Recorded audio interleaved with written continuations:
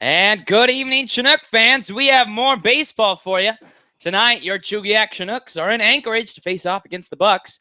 I'm Caleb Duarte alongside my co-host, Ryan Beck. And before we go any further, Ryan, how you doing after that crazy ending to a game last night? Or I guess I should say, delay of a game.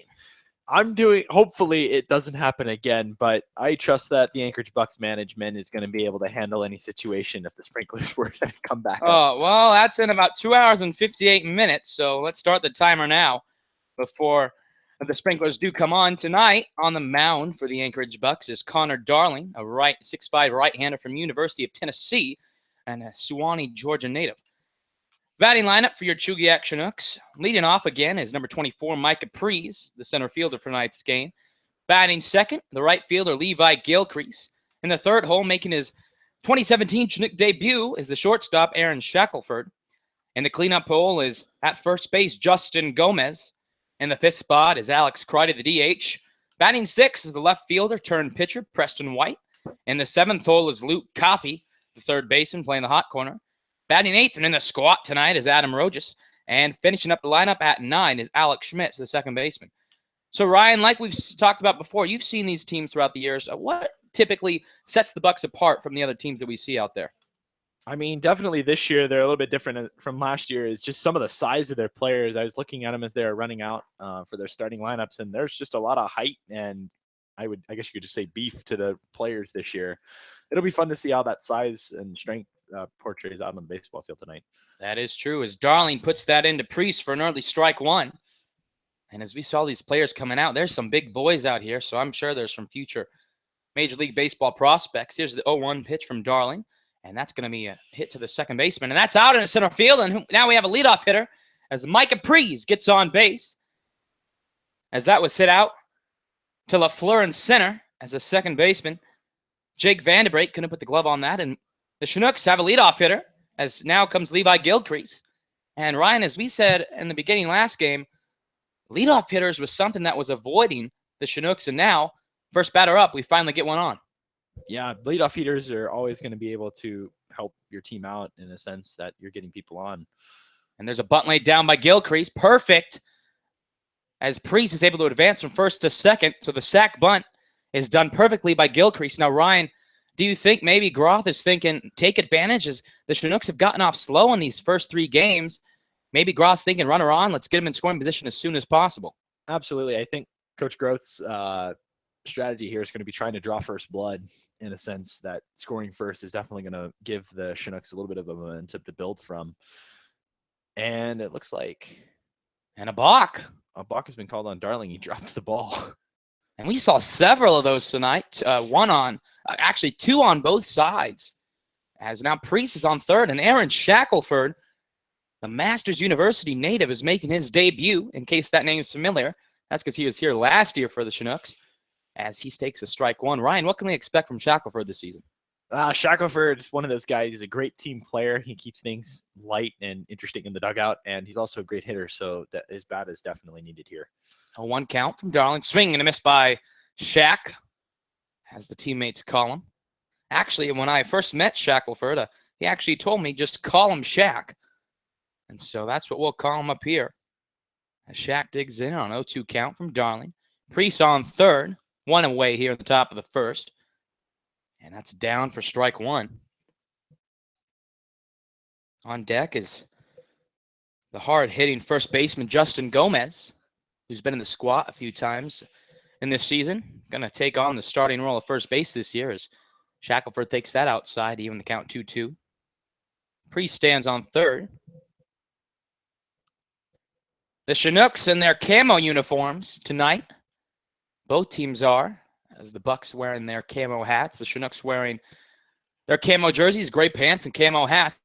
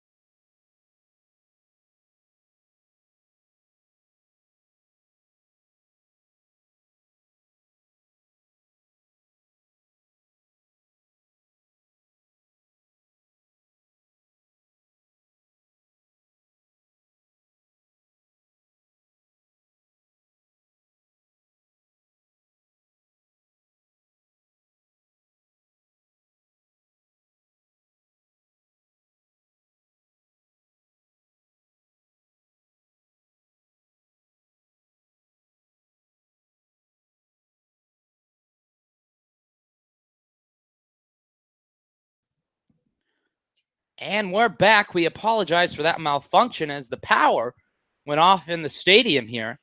But no matter what, we got it all fixed and we're live now. So we do apologize that to our viewers out there.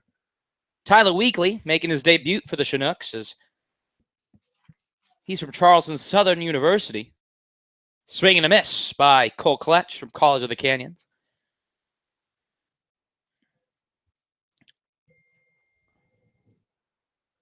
As Weekly was seen a relief appearance early on in the game.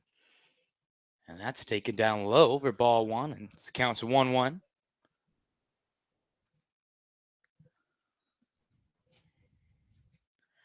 Weekly, the 1-1 pitch. Swing and a miss to make it 1-2. Ryan, you've been here. Has this happened before?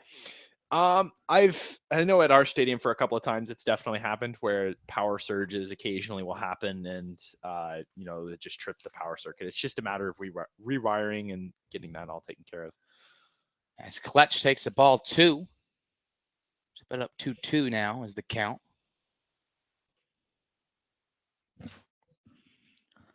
Weekly, 2-2 count. And on the outside corner for strike 3, and Weekly starts his season off good to go. That's a strikeout for Weekly there.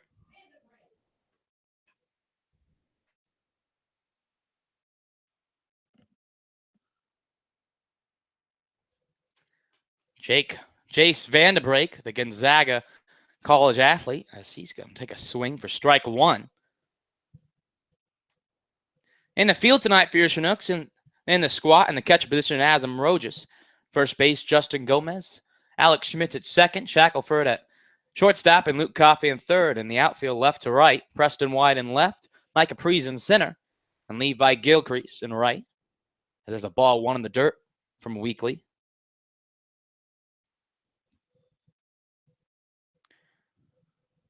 Weekly, 1-1 pitch, 1 out, bottom of the first. Swing and a miss by Vanderbrake. Weekly off to a good start here, as he has Vanderbrake in a hole of 1-2.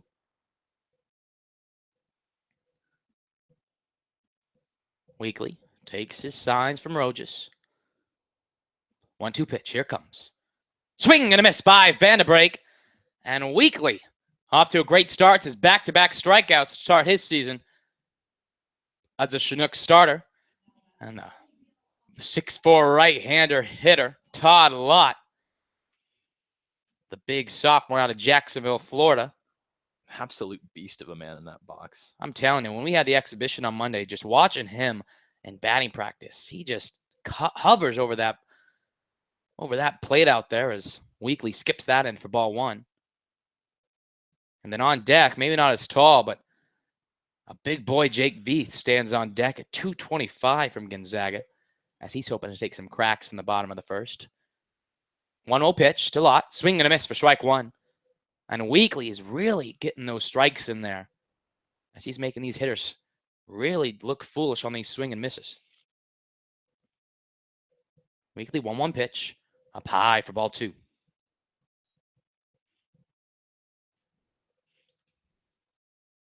Two-one pitch. 2 outs here in the bottom of the first. The pitch. Swing and a miss by Lott to even up the count. 2-2 here, as Lott restraps his batting gloves to get a firmer grip on that bat. 2-2 pitch from Weekly to strike out the side. The pitch. And he puts that curveball in, and Lott falls asleep up there. Weekly. 1-2-3 inning. 1-2-3 strikeouts. What a start for his season. When we come back, the Chinooks look to back him up and add some runs here in the top half of the second. When we come back, we have more Chinook baseball.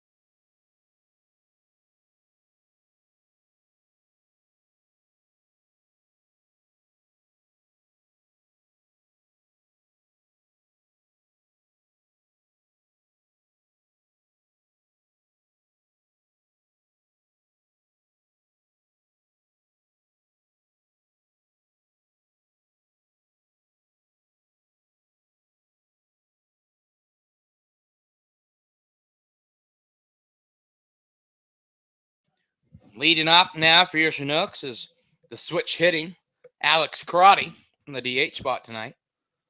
He goes up against Scott Darling. Excuse me, Connor Darling, the Bucs right-hander.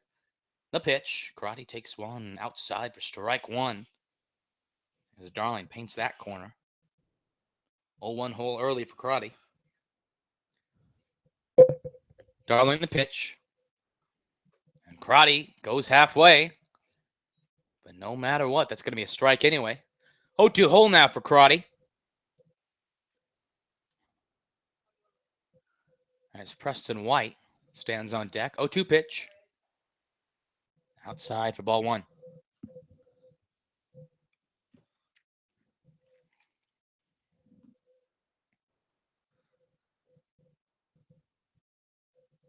One-two count, nobody out.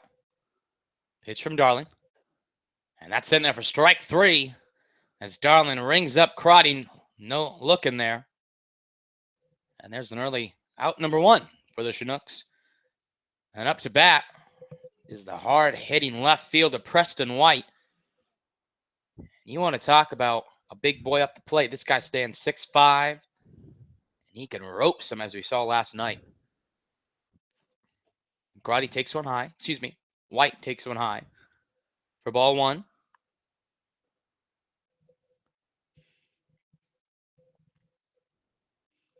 Darling, the 1-0 pitch. And there's a ball on the inside to White.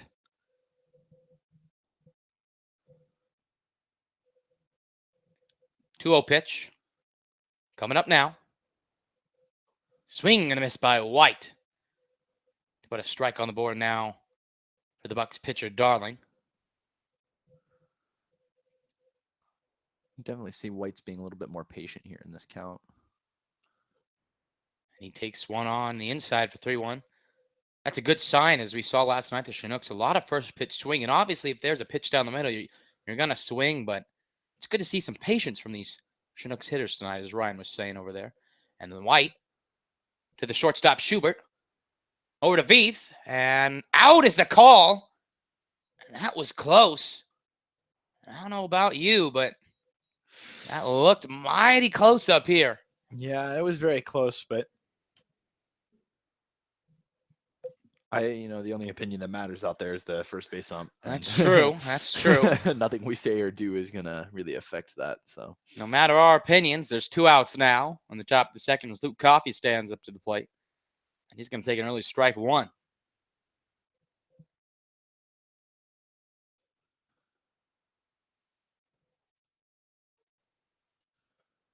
A 1 pitch from Darling.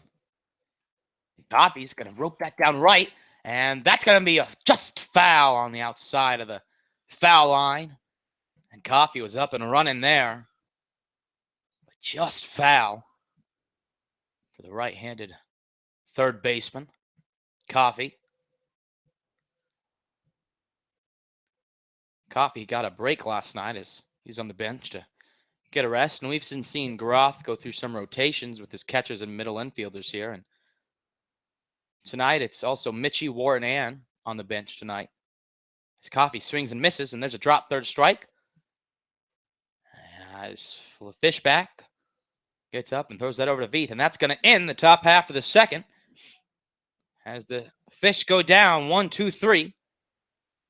And when we come back, the Bucs are going to hit in the bottom of the second.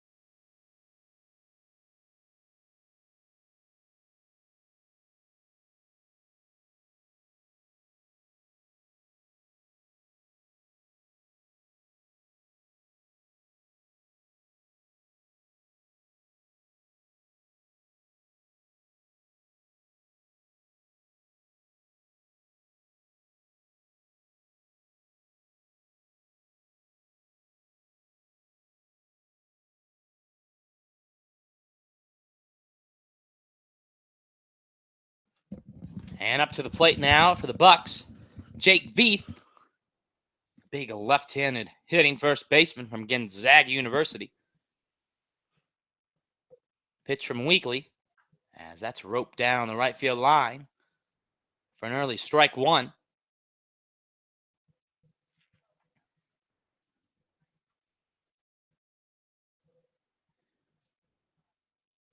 Weekly, the 0-1 pitch. Just missed on the outside for ball one. On deck stands Pete Durkee. The switch hitting DH for tonight's ball game. 1-1 pitch from Weekly on the outside makes it 2-1 now.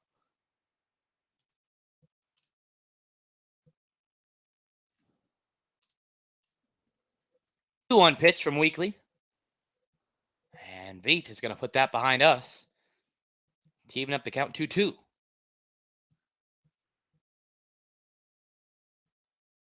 I say I do like those camo uniforms. They're pretty sweet. I think they look nice. It's the debut of those uniforms today. As that one misses down low to make it full count. The Chinooks manager, John Groth, said repeatedly he's not really a fan of those uniforms as he likes the traditional white pants and red or blue jersey. Weekly, the full count pitch misses down low as he's going to put his first base runner on as Veith takes the walk there. And up to bat, Pete Durkee, the DH for tonight's ball game for the Bucs. Hitting from the left side tonight.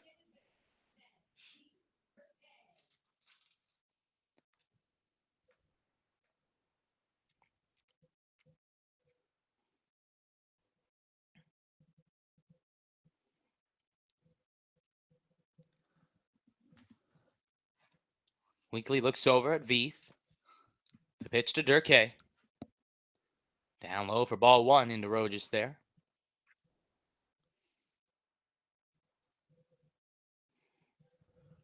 Between Hyatt and Veith, those are some two rather large beards we got going.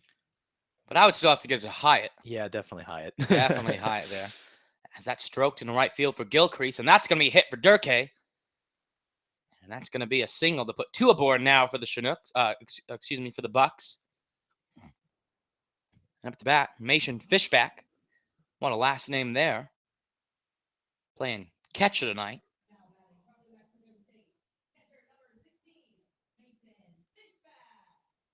Now I want to say where that last name originated from.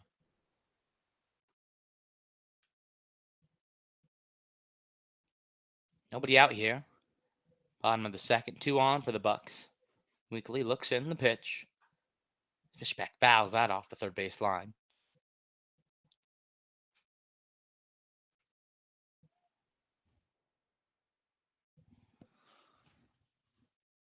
Double play right now would be crucial for the Chinooks defense. Prevent any runs from scoring. As we've seen, if the Chinooks get down in a hole, it's very hard for their offense to climb back up. As Fishback puts that button down and executes that perfectly as just gets out the out there of the Chinooks. Nonetheless, Veith and Durkee both advance one base to put runners on second and third with one out here for Schubert.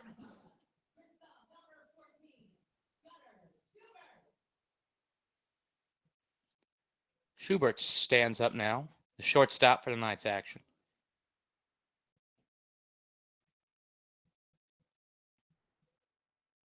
Weekly stares in.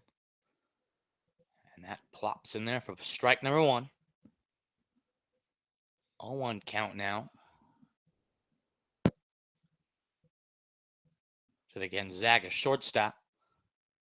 An Auburn, Washington native. 0-1 pitch. Swing and a miss. And that was not a confident swing whatsoever there for the shortstop of the Bucs. 0-2 hole now.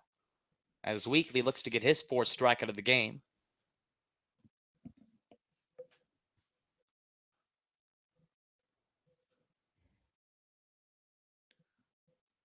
Oh, 2 pitch coming up here for Weekly. Here it comes. And that's outside. Schubert thought about it for a moment. Weekly couldn't control that curveball as that flew out to the right side.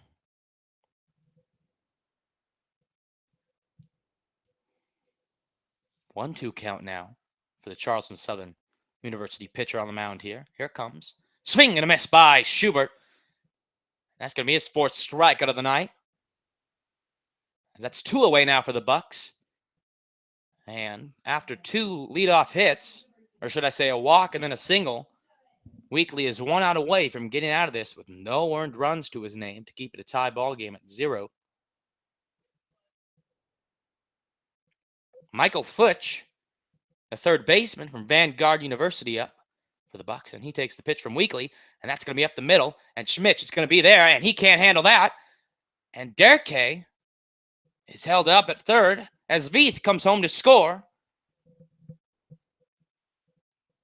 And we're going to wait to see what the call is on that, if it's a hit in the air. But no matter what, the Bucs take a 1-0 lead here, as Schmitz did everything he could. That was right down the middle, almost split exactly between the shortstop, Shackelford, and the second base, Schmitz. Schmitz got over there in time, but just couldn't corral it to get a throw off as Foote stands aboard.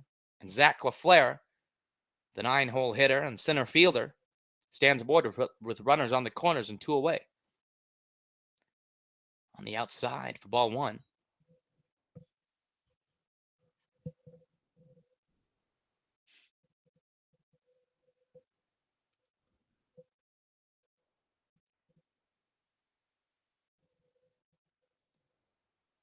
One 0 count now for Weekly to work with. As Schubert's going to lay that down. And Coffee, and that's thrown away. As Fritsch comes over to third. And LaFleur gets aboard on second. A gutsy play call there for the Bucs. As now it's a 2-0 lead. And what a gutsy call there for the Bucs. It was a gutsy call, but paid off, and with a bad throw to first base and it just getting by like that, it definitely paid off for the Bucs. Double. So now there are runners on second and third. And there's the hit to Coffee as Coffee gets up and he has to throw to first, and the call is out as Coffee was able to get on top of that. That was Cole Kletch, and that's 3 away for the Bucs. And when we come back, the Chinooks down 2-0 as two earned runs on 1 hit, but 1 error for your Chinooks. When we come back, the Chinooks up to bat in the top of the 3rd.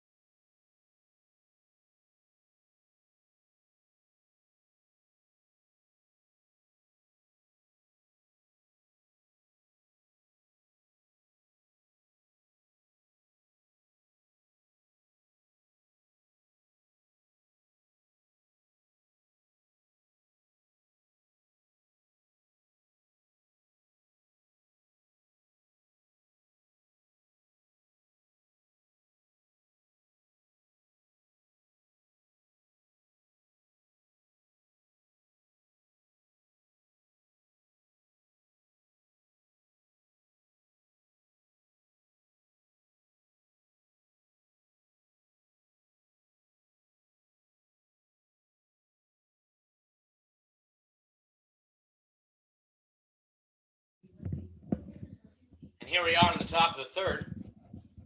It's Adam Rojas, the catcher. Adam Rojas, the catcher, up to bat for your Chinooks now, as Darling puts that in for strike number 1. Rojas, here on Monday in the exhibition matchup against the Bucs, was able to put one over the left field wall for a solo homer, looking to do the same tonight. And that's a swing and a miss for an 0-2 hole now.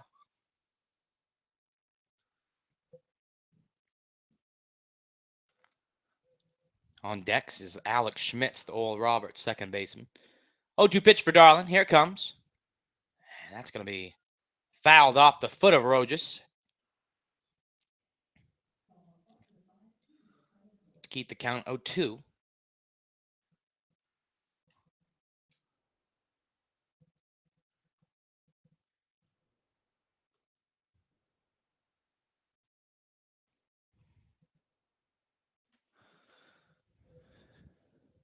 Oh, 2 pitch from Darling. And Rogers is going to hit that out to center. As the flare camps under that one for out number 1. And here comes Alex Schmitz, the right-handed hitting second baseman.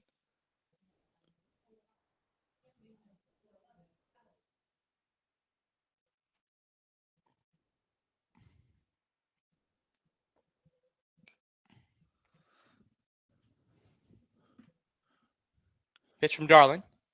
And Schmitz lays that down the third base line. Perfect bunt. And there's a play and safe. Schmitz was just able to get a foot in there. Michael Furch, the third baseman of the Bucs, made an impressive play. But no matter how impressive, Schmitz was able to dig that out for a one-out single. As the top of the order now for the Chinooks stands up, Mike Capriz, left-handed hitting center fielder from Point Loma Nazarene University. Schmitz takes his lead on first. Pitch from Darling coming up here with the one away. In the top of the third. Chinooks down 2-0. As Prees is going to hit that. To Vandenbrake at second. To the shortstop, Schubert. And over to Veith. Safe is the call by Prees to keep this inning alive. As Schubert was just a little late on that throw to Veith. And Prees was able to dig that out to keep this inning alive. For Levi Gilcrease, a right fielder from Baylor, is up for the Chinooks. And this infield for the Bucs, showcasing their impressive talent so far. Pitch from Darling on the outside as Fishback, the catcher, looked to first, but Prees slid back in time.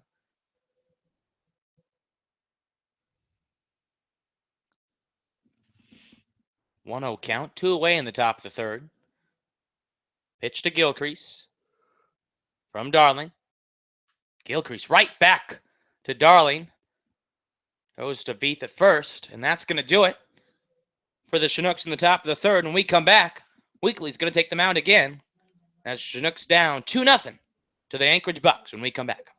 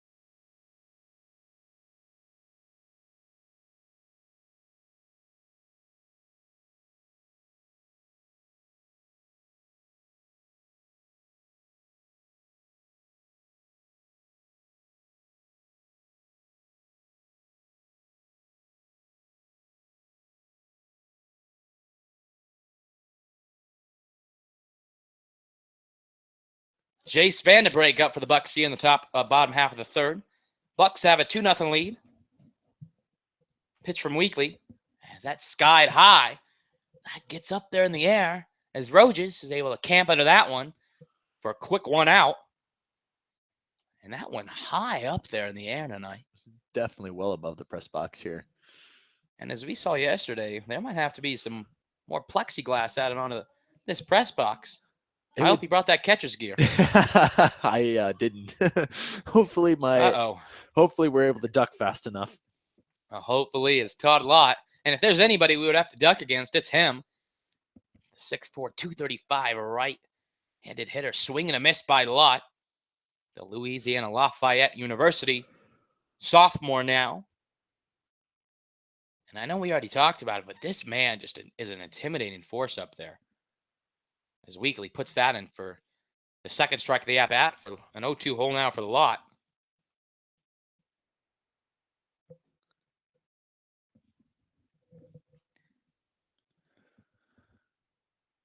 That's down for ball one. And the scoreboard goes off again. But thanks to Steve Jobs and Apple technology, we're able to keep this game going thanks to a personal hotspot. That's what you get in the Chinook Baseball League. Just on the outside misses for ball number 2. 2-2's the count now for Weekly. Here comes. Just misses on the high outside corner to make it a full count, 3-2.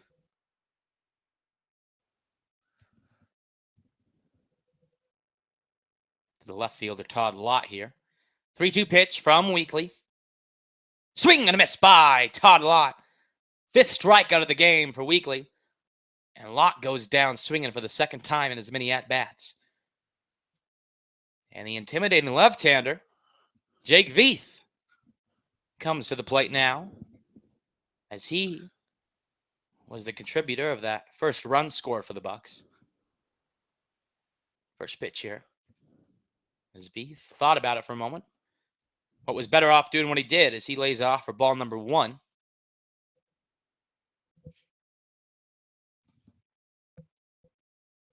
One 0 count. Here it comes. And that stroke to Gomez at first. And he corrals that and steps on the bag for out number 3. As that does it for the Chinooks here in the bottom half of the third. When we come back, it's going to be the 4th inning. Your Chinooks down 2-0 as we go to the top of the 4th.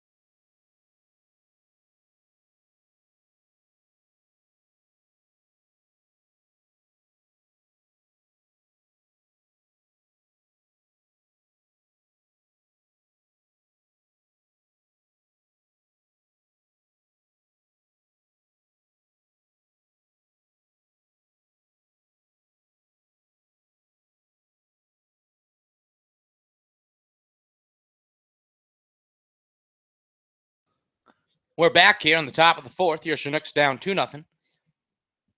As the shortstop, Aaron Shackelford, stands for his second at bat of the game. Pitch from Darling. Shackelford ropes that to second. As Vandenbrake to Veith. And there's a quick out, number 1. And Shackelford must have got the memo as he flew in last night, as its first pitch swinging is the tradition here.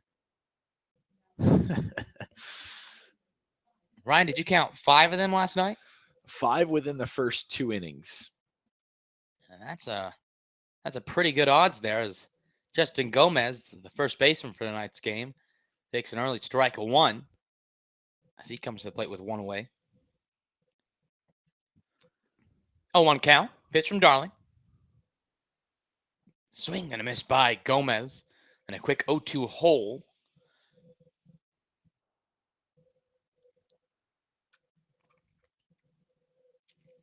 Darling, the 0-2 pitch.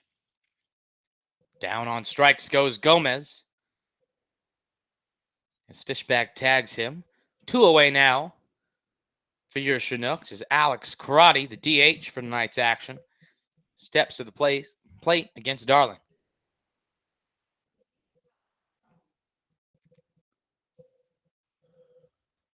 Karate takes the pitch from Darling. Inside for ball 1.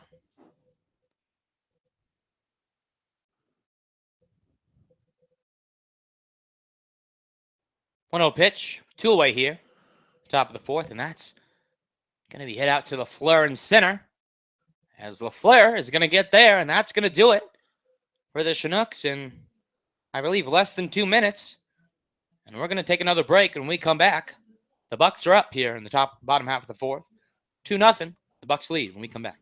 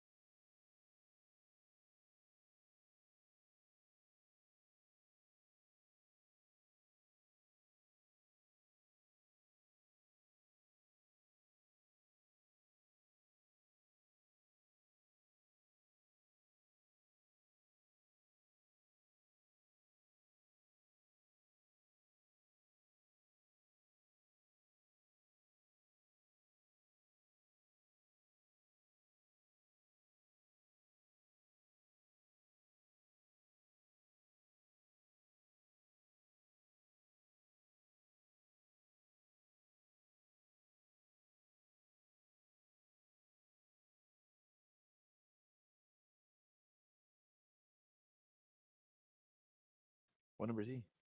And we're back here on the bottom of the fourth. As Pete Derkay comes up. And an 0-1 strike now for the Chinooks pitcher. Tyler Yoshihara on the mound for your Chinooks. New pitcher taking over for Weekly is Yoshihara.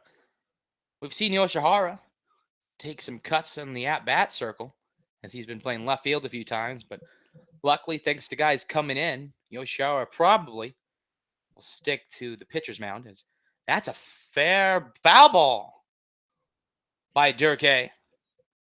That looked fair from up here, but like we said earlier, that's why we're up here. As Yoshihara now, the 1-2 count, going up against Derkay, the DH.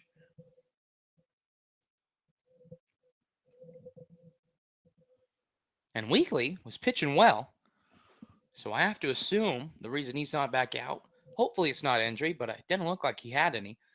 But he did pitch on Wednesday, so his arm might be a little tired, and that's a deep ball out to Priest, as Priest camps under it for out number 1.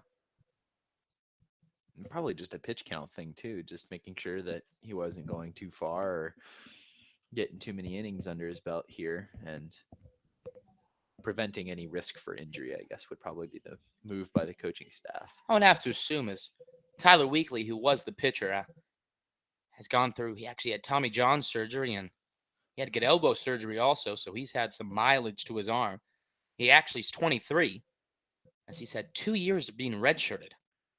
And typically when you redshirt, it's just your freshman year to gain experience, but he actually had to take 2 years off due to injury. So we hope he has a healthy season in the summer and on as he finishes up at Charleston Southern when he goes back. Yoshihara, a 1-1 count now against Mason Fishback, the catcher for the Bucs.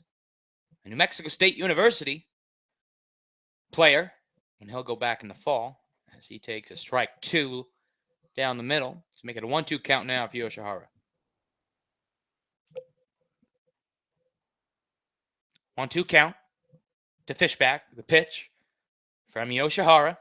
Swing and a miss as Yoshihara puts Fish back down on strikes as Rojas throws over to fellow catcher Gomez at first.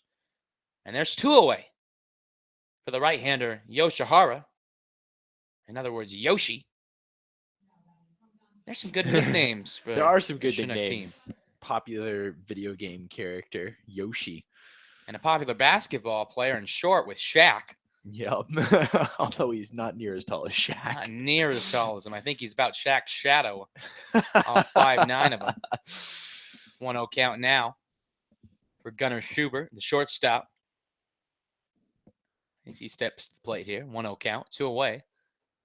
As there's a strike on the outside, even up at the count 1-1.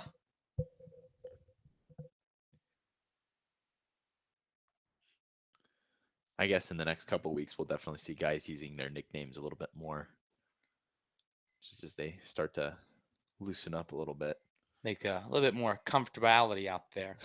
Absolutely. Because I think both Ryan and I can tell you, just being in the locker room and around them, it's becoming a lot easier to see them opening up and just being friends first instead of teammates. And that's hopefully what happens here is, through discipleship, and ultimately we are here to grow spiritually. We become first brothers in Christ, and we grow closer there, but then also grow in the locker room as teammates, and ultimately as better friends.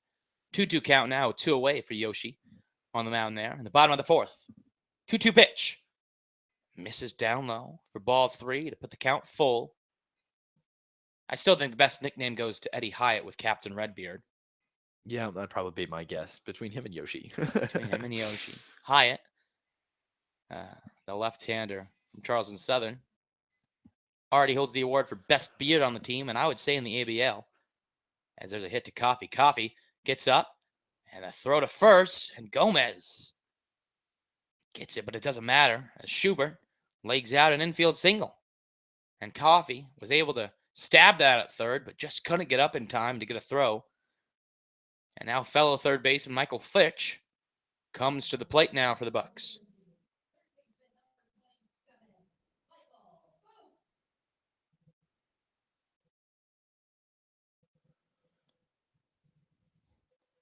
Fitch laid down a perfect bunt earlier in the game that actually was thrown away by Coffee to give the Bucs a run.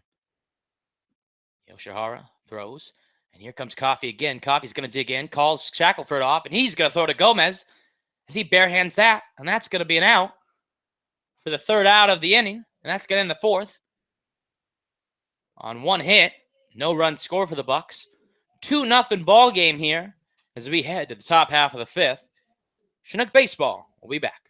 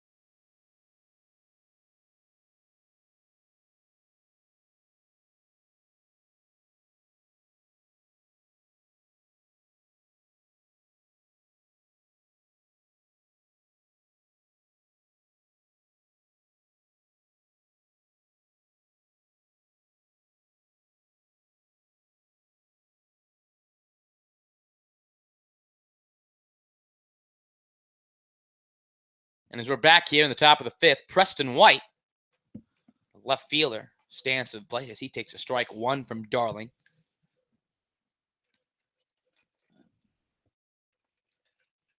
Darling, the 0-1 pitch. As he's going to take strike 2 as White. Now, I was standing in left field, which is naturally where the ball goes for a right-handed hitter. And I was afraid when White was up as he was smoking some, and I tried to field it And there's White down on strikes. So that's going to be out number 1. But anyway, I was out in left field for batting practice. Whenever he came up, I took about 5 steps back. As when he can connect with one, it is roped wherever he hits it. He's definitely got good connection with the bat to the ball, and it's fun to see what happens when he gets a hold of one. It goes a long way. It's a sight to see is Luke Coffey, and that's going to be down the line and right.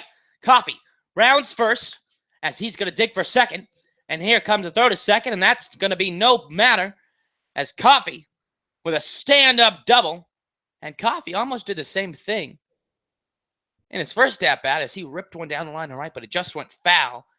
But Coffey gets his revenge here as Adam Rojas steps to the plate with a runner in scoring position and prime RBI opportunity for your Chugiak Chinooks.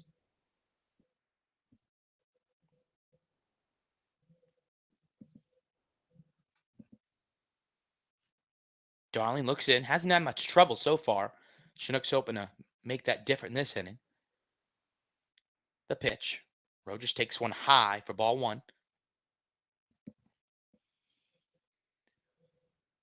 And with 1 out here, the aggressiveness from Groth, if there's a chance for Coffey to round that base at third to come home, I am 99% sure he's coming home.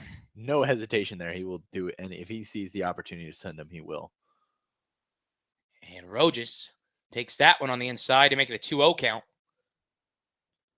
As Rojas facing a 2-0 count, should get a pitch to hit here. Both definitely helping Rojas a little bit stay patient in this count, not going after that first pitch again like we were seeing a lot yesterday. Just being patient to get his pitch. And he should get his pitch now as it's a 3-0 count. As Fishback goes out to talk to his right-handed pitcher, Darling. And this is a critical time in the ball game, as it's already the top of the 5th. Chinooks down 2-0. And here's hoping that Rojas can just make some contact and get on the outfield for a chance to Coffey to come home. As we've seen, the pitching staff, once they settle in for the Chinooks, they're pretty good in terms of getting outs. But the problem is the Chinooks have been down most of the time this season. But they haven't really been able to hold any saves or any leads like that. As Rojas, and that's out to center. And what a play by LaFleur as he dives and gets that for a catch. And Rojas can't believe that catch. And Coffey's going to have to go back to second. 2 away now for your Chinooks. What a play out there. Yeah, that was impressive. Sweet dive. Lays out for it. Got it. Took the risk, and it paid off. Now there's 2 outs, helping his defense out a little bit. And it took all 5-8 of him for LaFleur to extend his body to get that one, to keep the runner at second, and to put the second out of the inning. Definitely have to get the Tide stain pen out tonight. Definitely have to. As Schmidt swings and misses for strike 1. It's funny to see these players in a packet for the Chinooks. There was actually in it how to wash your jersey. Exactly. Yes, there was a step-by-step. It's been done before where the jerseys have been ruined because, they'll put them in the dryer or something like that. And I think when I was probably 7 or 8 and started, rotating laundry and doing my own, that was one of the first things I learned. Baseball pants and baseball jerseys don't go in the dryer. And that's going to get away from Fishback. Just make it a 1-1 count, and Coffey goes from second to third. 7 and 8. You were doing your own laundry? Well, not all the time. My mom would help me and stuff like that, but I was definitely helping with it. Man, well, I definitely can't say the same for that. But it is interesting. That should show just how valuable the mom role is, as these players all on their own here. 1-1 pitch to Schmitz. Swing and a miss to make it a 1-2 count now for Darling. And Schmitz has been waiting ever since coming up to Alaska from Oral Roberts, waiting for his moment to show his bat off. Hasn't been able to connect with one yet. And he's able to make that change. 1-2 pitch. Swing and a miss by Schmitz. And that's going to end the inning here, as the Chinooks get one on by a double by Luke Coffey. But the Chinooks cannot take advantage as they strand him at second. When we come back, it's going to be the bottom of the 5th for your Chinooks, down 2-0 to the Anchorage Bucs.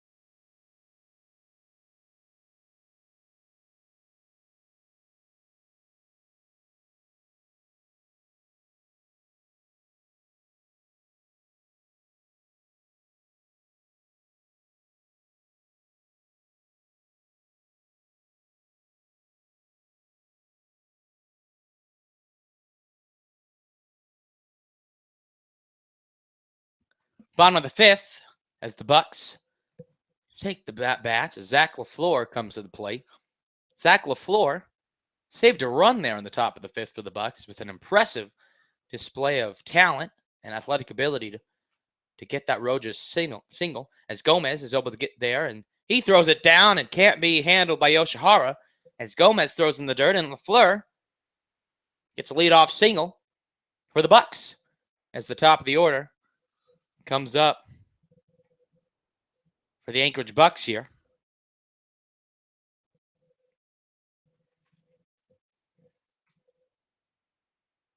As Gomez was able to show off his range and get to that, but just couldn't put it away. In other Alaska Baseball League news, the Peninsula Oilers lead the Matsu Miners there 3-1 in the bottom of the sixth. And I don't know how the Miners only have one run through six with the impressive bodies and talent they have. And that was on full display as they came to play the Chinooks in the first two games of the year. And this doesn't look too good as LaFleur has to be helped off by the trainer. And we're going to have a pitch runner for Zach LaFleur, number 28, Cal Goebel, the outfielder from University of Tennessee. I'm assuming will now take his spot in center in the ninth hole.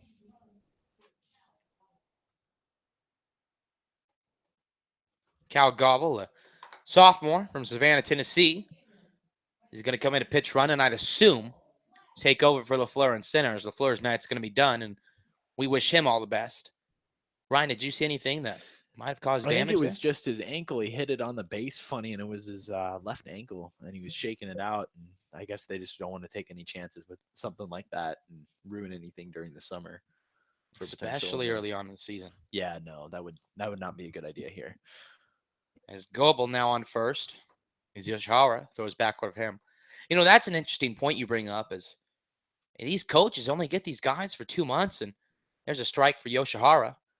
And it's interesting to think, I mean, if it's hard for these coaches to manage, is ultimately this is not, obviously they want them to go 100%, but this is not these players' first priority. Their first priority is the school they play for.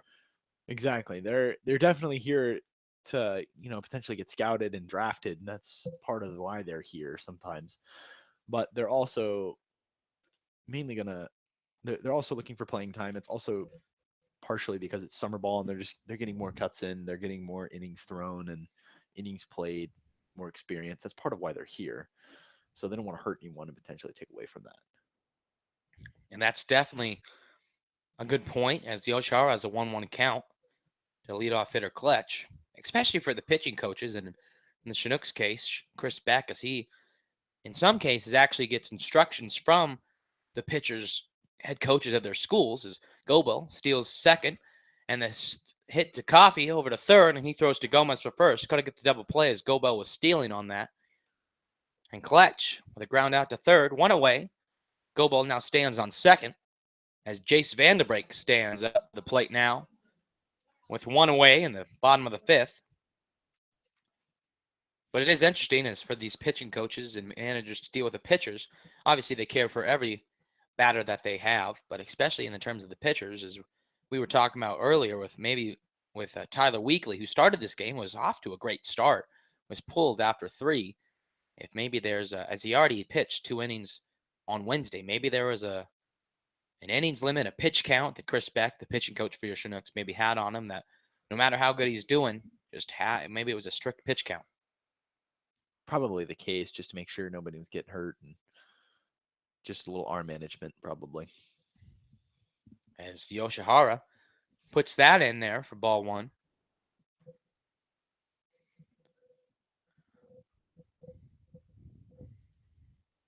As Goebel stands on second. There's a strike 1 to Vanderbrake there to even up the count 1-1 now with 1 out here in the bottom of the fifth.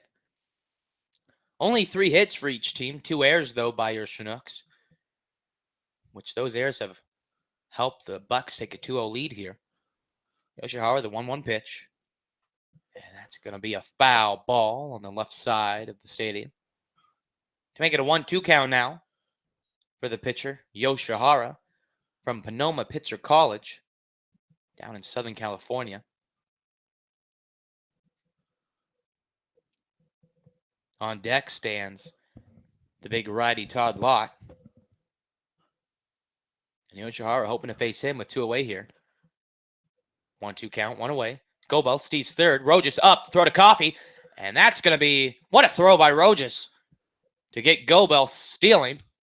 And he was just waiting there for him. It wasn't even close.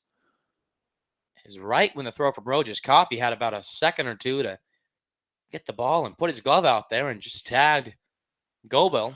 Not even close over there at third. Really, really bad jump. Yoshihara, the 2-2 pitch, and that's out. Yoshihara gathers it, throws to Gomez, and that, whew, Yoshihara kind of lobbed that over there to Gomez, made that closer than it should have been. Nonetheless, that's 3 outs thanks to a Rojas getting Gobel caught stealing at third, and the ground out by Vanderbrake, and that's going to put us at the top of the 6th now when we come back. The Chinooks hoping to dig out of this 2-0 hole they have. When we come back, we have more Chinook baseball.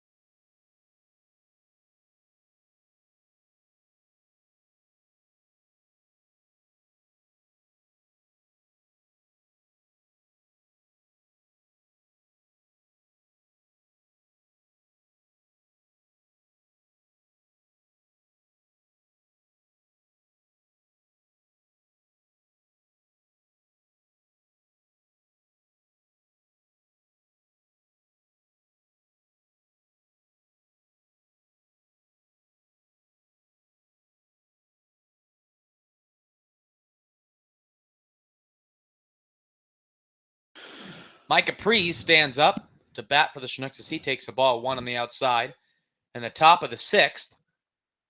And we've hit the 1 hour mark in this game. This has been a relatively fast game here for these 2 ball clubs. The Chinooks down 2-0. As Prees is going to lift that up to Lott and left. Lott camps under that for a quick 1 out for the Chinooks. Levi Gilcrease stands up now for the Chinooks, looking to get some base runners. For Aaron Shackelford standing on deck. No batting gloves by Gilcrease, something pretty uncommon to see in this league. Darling, the pitch. In there for ball 1.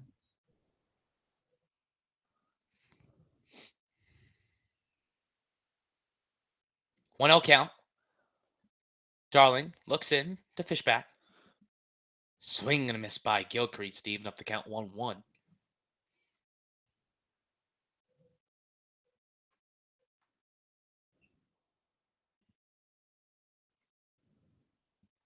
One count, 1 away in the top of the 6th.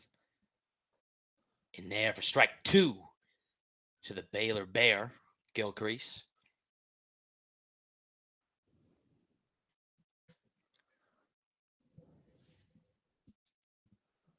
Darling, the 1-2 pitch. Gilcrease strikes out, and that's going to go to the backstop as Gilcrease heads up baseball. As Fishback couldn't get there on the drop third strike, and Gilcrease, thanks to heads up base running and hustle play, gets on board for the Chinooksiers. Aaron Shackelford, the shortstop, comes up to the plate with a runner on first and only 1 out here in the top of the 6th. That doesn't happen that often. We see a drop. Not really. Successful. Definitely not as common as you would see, but it's kind of weird. It goes into the scorebooks as a strikeout, but he just gets to first base. I think it's ruled as an error, correct? I believe so. But then if it's ruled as a strikeout, if he comes home to score, is that credited then as a run? And an RBI for the hitter then. Shackelford puts down the bunt. Probably.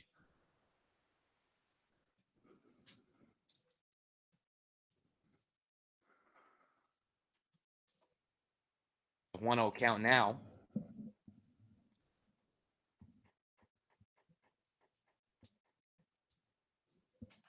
Shackelford. And there we go. Got pretty close to us up here.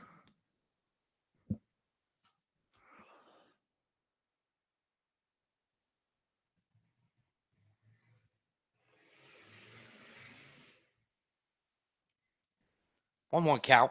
Gilcrease on first.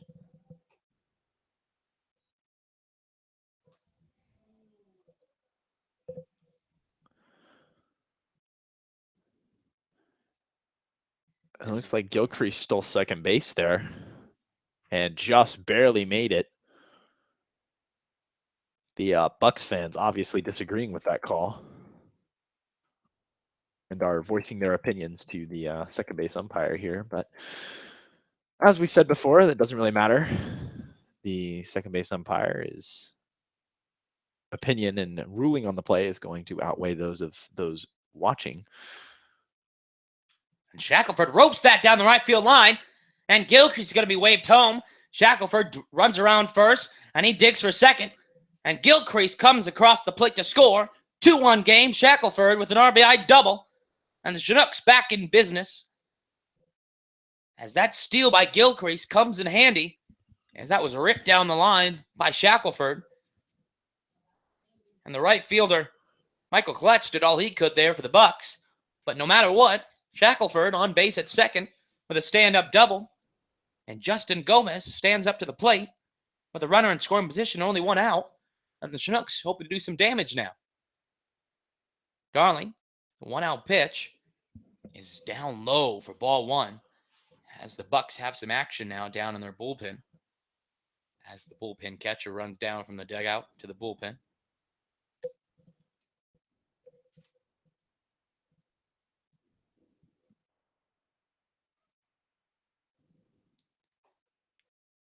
And there for strike one.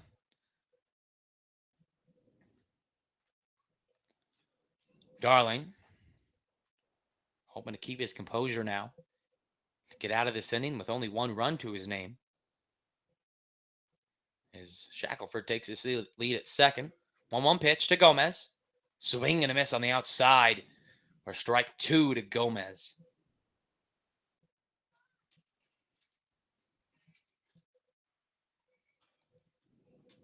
One-two count now for Darling. The Tennessee pitcher.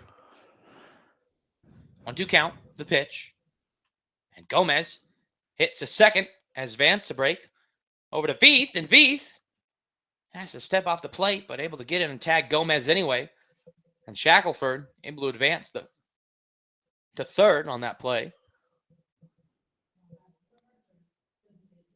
And Alex Crotty, the DH, comes to the plate as the Anchorage Bucs pitching coach comes out to have a chat with his pitcher.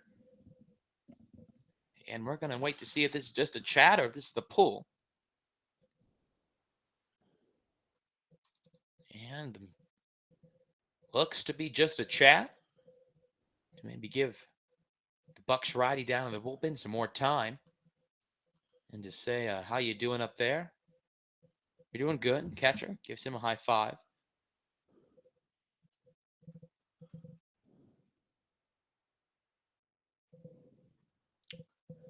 As the Bucs pitching coach walks back to the dugout. 2 outs now for Crotty. With Shackelford on third. 1 run already scored for the Chinooks. Hoping to make it 2 now. As Crotty digs in with Shackelford at third. 2 away here in the top of the 6th. Pitch from Darling. Just on the outside. And Shackelford better be ready and alert there on third, as there's been some pass balls. And with this deep backstop, there's a good pass ball. Shackelford will be running most likely and have a chance to score. 1-0 pitch to Crotty. On the outside again, almost in the same spot exactly. To make it a 2-0 count.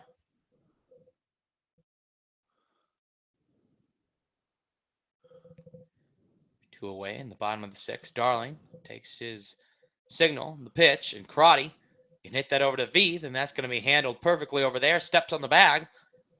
And that's going to do it for the Chinooks.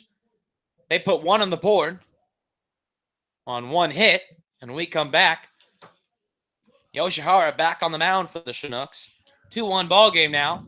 When we come back, we have more Chinook baseball in the bottom of the sixth.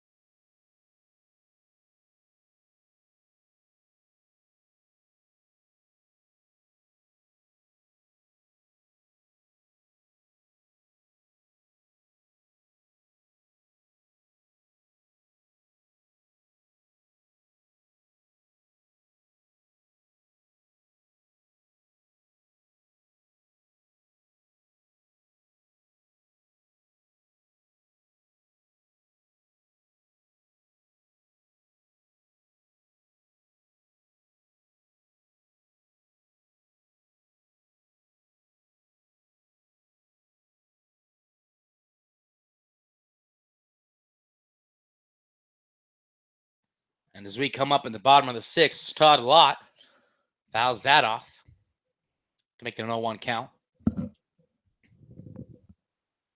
Yoshihara back on the mound for the Chinooks. As Lott ropes that down left field. And that's going to be trouble for Preston White. Lott's going to dig around first. And he's going to dig into second with another stand-up double in this ball game. And the Bucs are going to have their leadoff hitter on. As Jake Veith,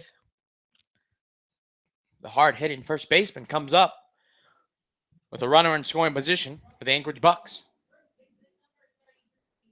And we've seen this several times. The Chinooks either get a run or take the lead, and it's been hard to defend that so far for them.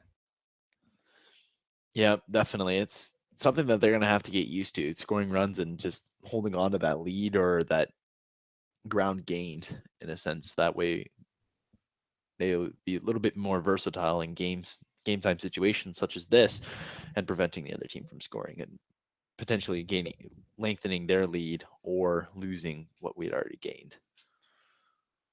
And in this case, if Lott comes in to score, that one run scored by the Chinooks, although it is good to score a run, would essentially put us right back to where we were in the beginning of this inning. As Veith fouls that off down the left field line, and White gives chase, but to no means. 0-1 count now for Veith in the left-handed side of the batter's box, all the way backed up against Yoshihara.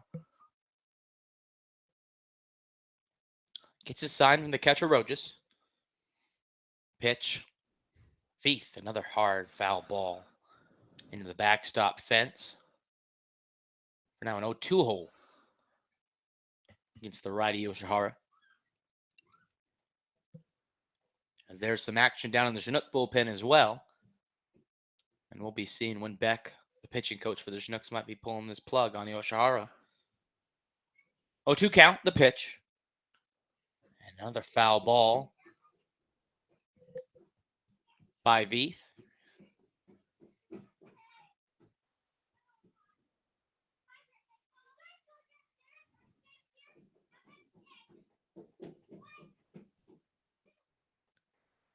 Oh, 2 count from Yoshihara. The pitch. And Veith is going to root that in this left center, and Lott's going to be waved home as Veith takes a wide turn, but he's going to stick it first. And the Bucs put one on the board to make it a 3-1 ball game now. And that was ripped in the left center by Veith. As Pete Durkay, the DH, for the Bucs up. Mike Fishback on deck, the catcher. And now Yoshihara is going to have to work with already giving up a run.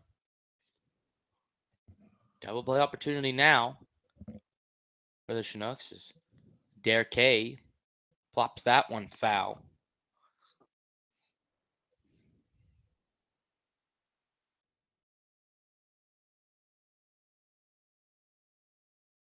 Oh, Derek K stands in at Yoshihara. 0-1 pitch. Up high for ball one.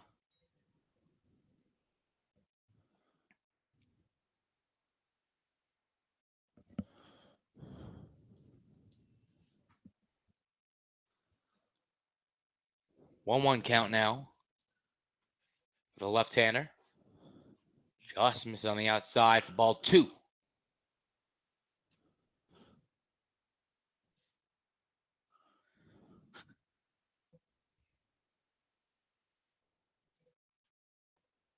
Pitch.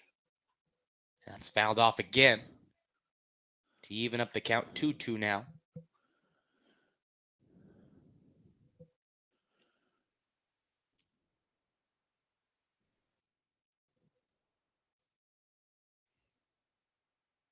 V takes his lead at first. Turkey stands up 2-2. That's ripped right over the press box here to keep the count 2-2. Nobody out here on the bottom of the sixth. 3-1 game now as the Bucs able to capitalize on a leadoff double by Lott. And Veith was able to score him on an RBI single. 2-2 pitch, and that's going to be a foul ball just down the third base line as Pete Durkee and Tyler Yoshihara locked in on a good battle here. As Durkee has fouled some good pitches off, and he seems to have found his groove against the right-hander from Sonoma Pitcher College. 2-2 pitch, nobody out, bottom of the sixth. One run already scored for the Bucs. There's another foul ball from Durkee, and he seems to be upset that he's just missing on these hits. If he can even this out, he has the chance to go long with this one. But hopefully Yoshihara can work around that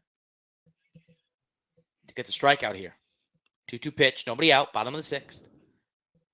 And that's lifted up to Coffee at third. Under that, and there's out number one. And after that long at bat, Yoshihara wins that one. To put one away here for the Bucs is Mason Fishback.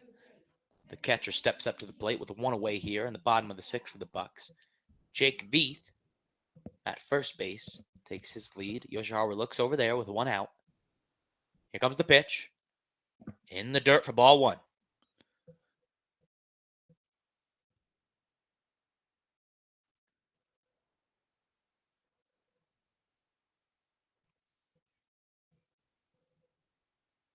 One zero. A foul ball by Fishback. A Rancho Cucamonga, California native. I have no idea where that is, to be honest. I have never heard of that place before. It's been an interesting past 2 days in terms of names. We had a Cuba yesterday and a Cucamonga town tonight. As Yoshihara puts that in for strike number two. Some interesting names, last name wise, for the Bucs, as we have a Van de Break, a Clutch, a Derek, and a Fishback. As Yoshihara throws over to first. Fishback with a 1-2 count now. One away here in the bottom of the sixth.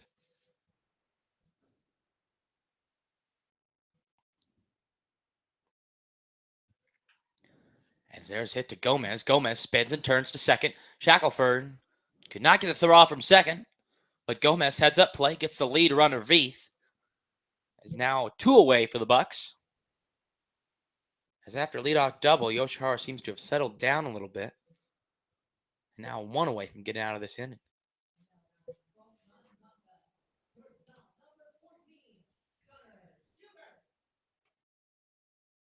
Gunnar Schubert, the shortstop, steps up to the plate.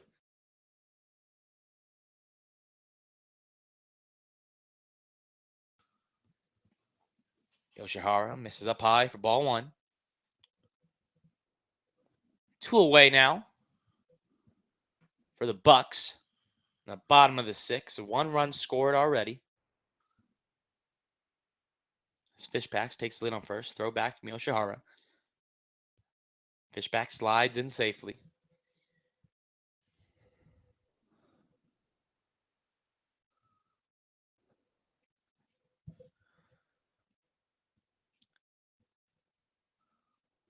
Swing and a miss by Schubert.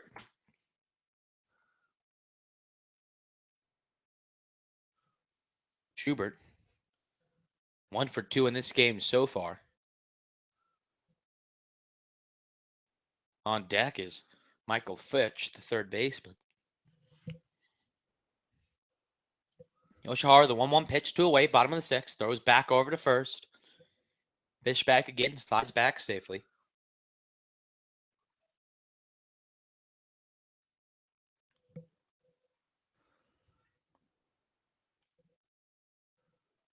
One pitch, and that's hit to Shackelford at short. And he's just going to take it on himself. It throws to Gomez, and that's going to do it for the bottom half of the 6th. And when we come back, it's going to be the top of the 7th as the Chinooks come to bat. When we come back, we have more Chinook baseball.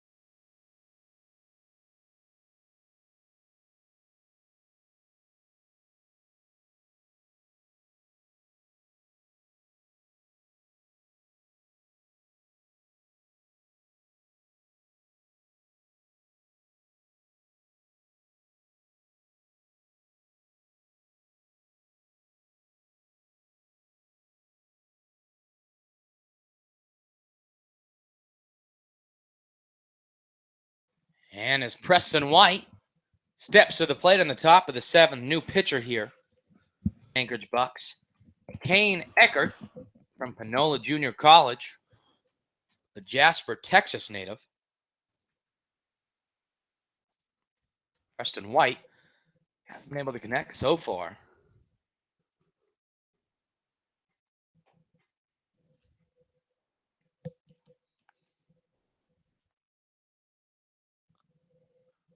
One 0 count here.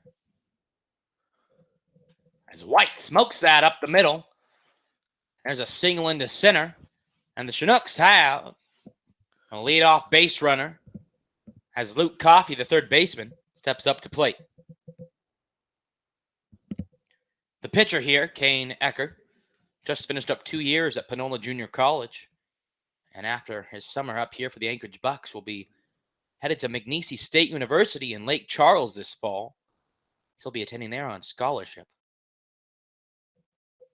So good for him, and we wish him the best of luck, just not against our Chinooks. As Coffey tries a bunt, but can't connect there.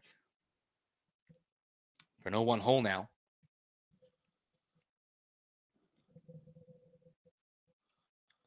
Lake Charles. I haven't been there in my lifetime yet. What about you, Ryan? No, I haven't been there. There's Coffee, and there's a single in the left. And White goes to second. And Lott misfields that in left. And Coffee slides in, and he's able to advance to second. Heads up base running there by both Preston White and Luke Coffey. And runners now on second and third for the Chinooks. And I don't know what happened in left with Todd Lott, but he was not able to handle that. Misplayed the ball, and that's definitely going to cost him. Now there's runners on second and third, no outs, and Rojas is stepping up to the plate. Well, it should cost him here. If not, the Chinooks must strike out the next three to not make Lott pay for that. As Adam Rojas, the catcher, and now Mason Fishback, fellow catcher, is going to go step out and talk to his pitcher, Ukert. And with runners on second and third with nobody out, prime opportunity for the Chinooks to tack on or even tie this game with a single. As both of these runners, White and Coffey, not only have good base running skills, they just have good speed in general. It's the pitch from Ukert. And Rojas is going to take a hit, and that's going to load the bases for Alex Schmitz. And now, forget tying this game. Let's take the lead here with one swing of the bat. Or at least we can wish. The Oral Roberts shortstop steps up to face Ukert. And with nobody out, bases loaded, the Chinooks have to take advantage of this to stay in this game. And there's ball one. And we've seen several times, Ryan and I up here, that the opponent's pitchers, after maybe giving up a few hits, they get rattled pretty easily so far. Yeah, sometimes just they start hitting a couple batters, and it takes them a couple of ABs and just pitches to get right back into it. And Ukert looks to have found it back so far as he puts that in there for strike one. And we've seen several times already in just the first 4 games we've played that it's all mentality. Yes, Todd Lott did misplay that, but it's up to you as the pitcher to have his back and show him, hey, you might have messed up, but I'll get your back and get these batters up. And he misses on the outside for ball 2 to make it a 2-1 count. As the leadoff hitter, Micah Priest, stands on deck for the Chinooks. And so between bases loaded, nobody out in the top of the order, the Chinooks looking to capitalize here. As the 2-1 pitch misses on the outside for ball 3. And the Chinooks have a hitter's count for Schmitz. So either's going to get walked here, or he's going to get a pitch to hit. Hopefully it's one of those two. As Schmitz digs into the batter's box, Preston White at third, Luke Coffey at second, and Adam Rojas at first, the pitch. And that's on the inside. And Schmitz is going to take the walk as Preston White comes to the plate to score. We have a 3-2 game now. As Gunnar Schubert, the shortstop for the Bucs, comes in and tries to encourage Kane Ukert, saying, hey, we got your back here. Give him a pitch to hit, put it in play. And as your infield, we'll back you up. And for the Chinooks, they're saying, no, keep on throwing these wild pitches. We'll gladly keep walking for the rest of the night until the sprinklers come back on. Well, hopefully they don't have to come back on, because then they'd have to postpone the game. Hopefully not. And in case you missed that, folks, last night we were up here to face the Pilots as Priest takes that over the strike one. We were facing the Pilots last night. It was the top of the ninth. We had runners on second and third, nobody out. Yes, we were down by 5, but I still felt it. There was a comeback in the air. The sprinklers right behind this, the infield, about 5 feet away, if you can see the end of the turf, right where the outfield begins, sprinklers just turned on. 0-1 pitch as Priest into right field, and that's going to be a single as Coffey scores. Here comes Rojas, and he's going to come, and that's going to be standing up on home, and the Chinooks take the lead 4-3 on the Micah Priest single, and the Chinooks, for the first time this game, hold the lead 4-3. And that's way better than waiting for sprinklers. As now, Levi Gilcrease comes up, and it's still nobody out with runners on first and second. The Chinooks have a 4-3 lead, and here comes the Bucs pitching coach.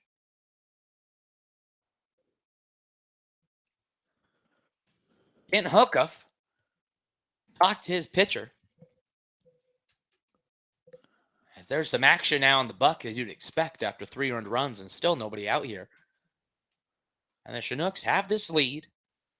Gilcrease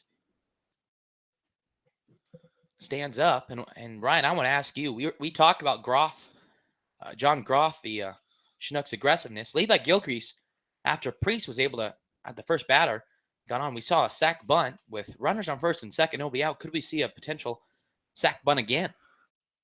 Most definitely. Coach Groth is definitely going to take any advantage he can to get as many runs across the plate in one inning as possible. And I would definitely not rule it out for a bunt, but he's definitely, if that doesn't work out early, he's definitely going to give him the chance to swing. And Gilcrease lays that bunt down perfectly. And like we were saying, and there was nobody running, covering first, and Gilcrease with his speed gets on first, and that works to perfection. As its base is loaded now with nobody out. It's just like we were talking about. Groth goes with the sac bunt. He would have gladly taken runners on second and third with 1 out with a smile. But now he doesn't have to worry about that anymore as Gilcrease was able to stand on first. And Aaron Shackelford comes to the plate. Nobody out. Bases loaded. 3 runs already scored here in the top of the 7th. And Shackelford looks to take advantage. And he misses on the outside as Euchert. And the Chinooks have to be thinking, let's open this game wide open right now. As Euchert's struggling, the field work for the infield for the Bucs seemed to be in a little bit of a disarray right now as nobody was covering first. And Shackelford takes that pitch straight down the middle. And now, Ryan, I've only been here for 4 games. Has Groth ever had a suicide squeeze? I have seen it before, and he's definitely not afraid to put on a suicide squeeze. I would be very surprised here if he did it. As I've said before, Coach Groth loves the bunt game and will use it anytime he can. And if that's a suicide squeeze, he'll do it. And there's a missed ball. And Shackelford going to have 2-1 count. And as Ryan was saying, Groth loves the bunt. I've mentioned this in other broadcasts, but you don't really see it that much, or at least I don't expect you to see it. But our Chinook hitters, actually, they have 3 rounds of BP they go on. They take one of those rounds for half the pitches they get. They actually work on bunts. And that's come to play as Shackelford takes a ball 3 on the outside. As Shackelford, although he might want to hit, he will gladly take a walk because that's going to score a run if Euchert can't find the strike zone. Shackelford stands in with a 3-1 count. And we know Shack, he wants to hit here. 3-1 pitch. And there's a strike on the inside. Just got that in. And Shackelford going to have to regrit that bat with a full count. And he has some pop, definitely. We saw that, obviously, at the Masters, as he attends the Masters University down south in California. And even in batting practice, he has some pop to his bat. He's hoping to put that in display here. 3-2 count. Nobody out. Bases loaded. Shackelford rips that down foul. As he just missed on that connection. And Justin Gomez is on deck. And he has some pop, too. He's hoping to at least have a runner on third with 1 or nobody out. So no matter what happens with Shaq, he has a chance to put somebody in with a sac fly. 3-2 pitch coming up to Shaq. Shackelford up to the shortstop. Schubert to second. Shackelford. And there's an out. And a double play for the Bucs. But Alex Schmitz comes home from third to score the run. Give the Chinooks a 5-3 lead. And you know, it would have been fun to keep this going, but that was not the worst case scenario. As the Chinooks are able to plate a run to give a 2-run cushion now at 5-3. As Justin Gomez steps to the plate now. Mike Capri stands on third. Pitch to Gomez. Gomez takes a ball 1. Shackelford was able to get some wood on that, and it could have been worse. Maybe a fly out where no runners could advance, so at least a run was able to score. 4 runs scored here for the Chinooks in the top of the 7th. As Gomez watches that one go by for strike 1. 2 outs here in the top of the 7th. 5-3 game. Chinooks have the lead now after 4 runs on 4 hits off Euchert, the Bucs pitcher. Here comes the pitch to Gomez. Gomez takes that on the inside for ball 2.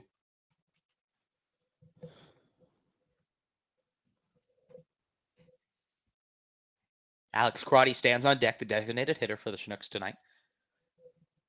Kane Ukert, the 2-1 pitch. Gomez fouls that off behind the stadium here. 2-2 now.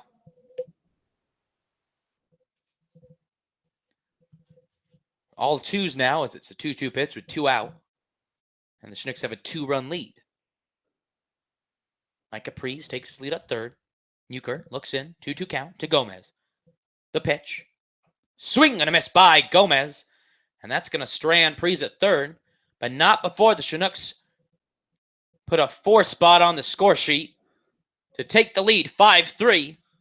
And when we come back in the bottom of the 7th for the first time all game, the Chinooks pitchers are going to have to hold a lead. And we'll be back for more Chinook baseball as the Bucs take their hits in the bottom of the 7th.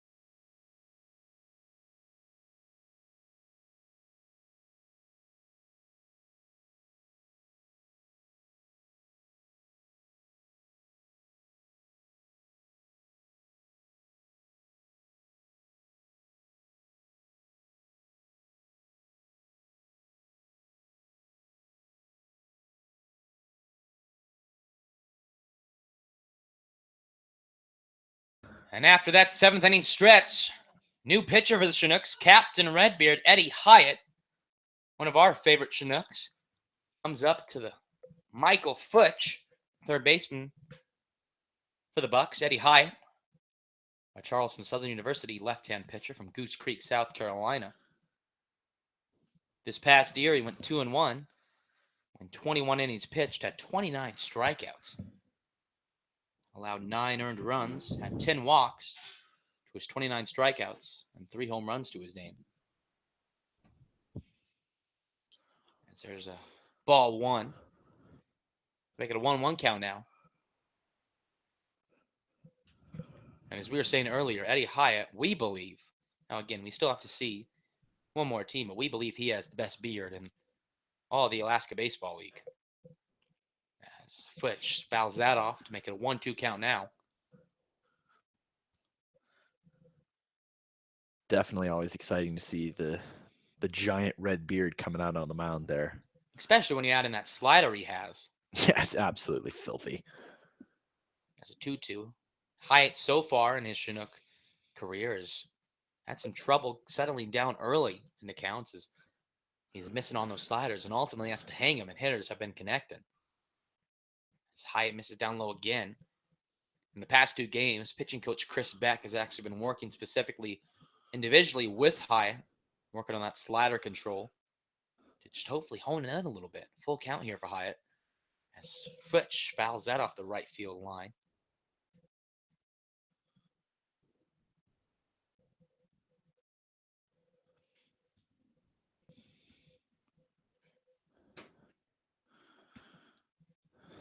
Hyatt looks in to Futch, 3-2. And that's right up the middle. Schmitz dives, but that's past the diving second baseman as Futch puts a leadoff runner on for the Bucs.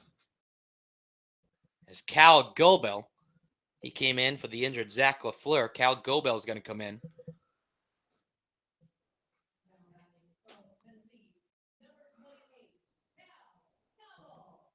As Hyatt, once again, will have to work with the runner on.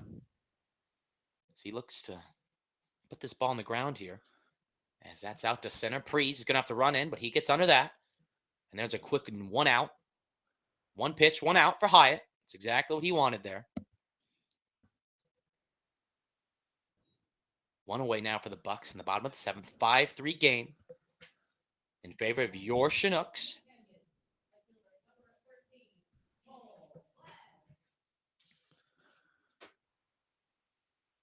Cole Clutch up now.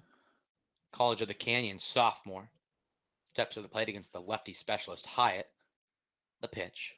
Swing and a miss by Clutch. It's interesting. He is a lefty specialist, but so far he's faced only right-handed hitters. As the first lefty he'll face, if he gets to that point, is Jace Vanderbeek, who's on deck. But Hyatt looking to not have to face him this inning as he hopes for a double play here. A 1 pitch. And that's out to Schmidt. Schmidt dives, but it's just over his glove. Prees is going to field that in center. And that's going to put Clutch on at first. And first at second. And runners on first and second for Jace Vanderbeek, as that was just over Schmidt's glove at second. As he extended his whole body there. But just couldn't come up with it. Prees and Gilcrease both were there to back him up. And Prees came up with that. And now we have the Gonzaga left-hander, Jace Vanderbeek from Yakima, Washington. And Hyatt is going to have this chance now to go lefty versus lefty. And hopefully that slider can come in handy here against the hard-hitting Jace Vanderbeek. 1 out here in the bottom of the 7th.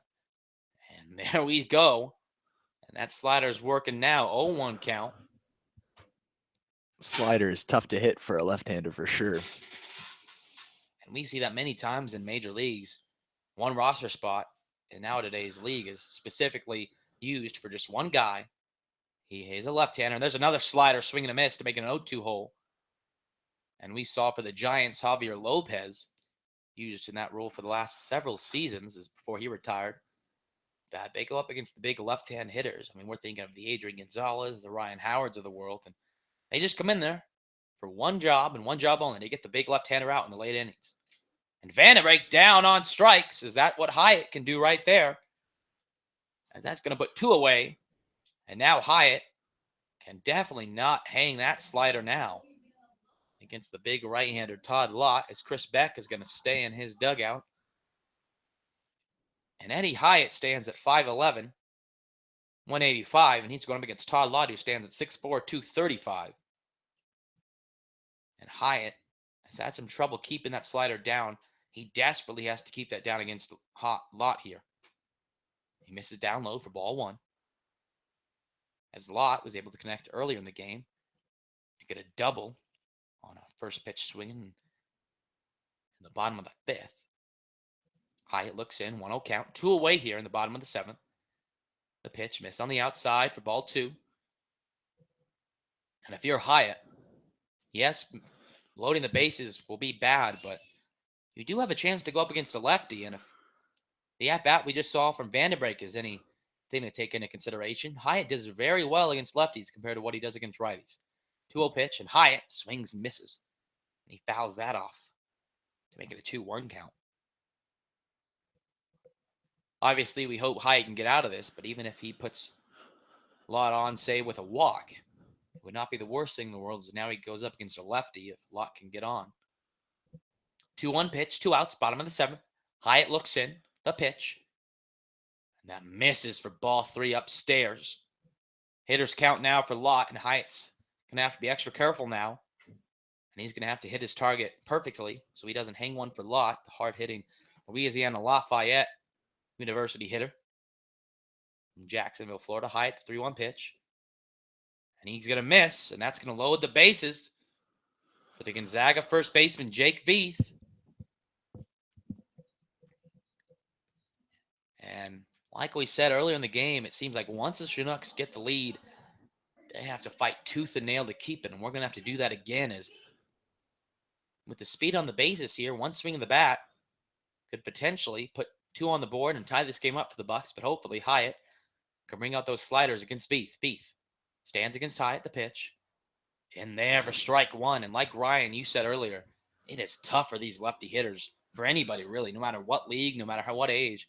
If you're a lefty and you're going up against a lefty pitcher with a slider, it is nasty to go up against.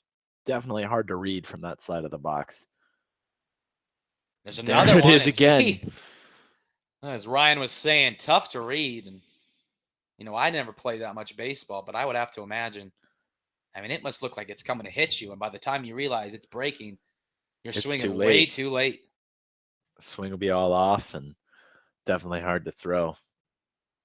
Hyatt 0-2 count here. The pitch. Just miss on the outside to make it a 1-2 count. This would be a huge strikeout here for Hyatt if he can get it. Bases loaded. 5-3 lead for your Chugiak Eagle River Chinooks, Eddie Hyatt. Bases are loaded for Jake V. Lefty v lefty. 1-2 pitch. 2 outs. Bottom of the 7th. The pitch. And that's hit to Schmitz. Schmitz gathers that to Gomez. And that's going to do it as Hyatt puts that out for out number 3. Chinooks hold the lead. And when we come back, top of the 8th, as the Chinooks look to keep building upon this newfound lead. So when we come back, it's going to be the top of the 8th. 5-3 lead for your Chinooks against the Anchorage Bucs. We'll be back with more Chinook baseball.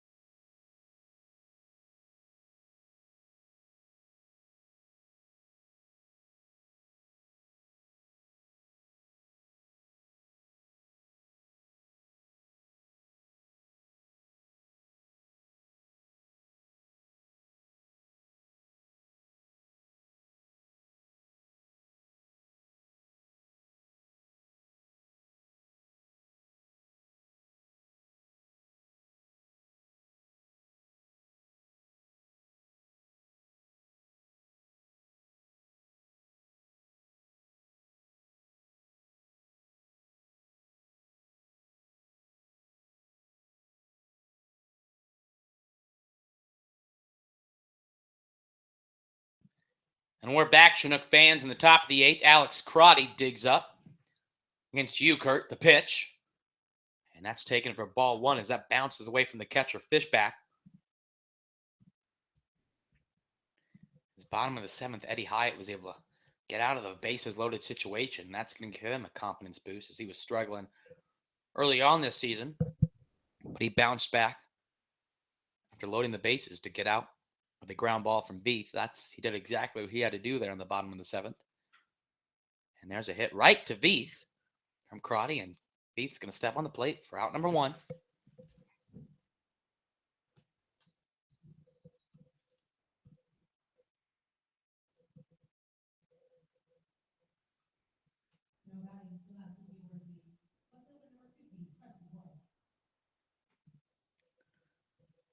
Preston White now stands to the plate. Here comes the pitch. Down for ball 1.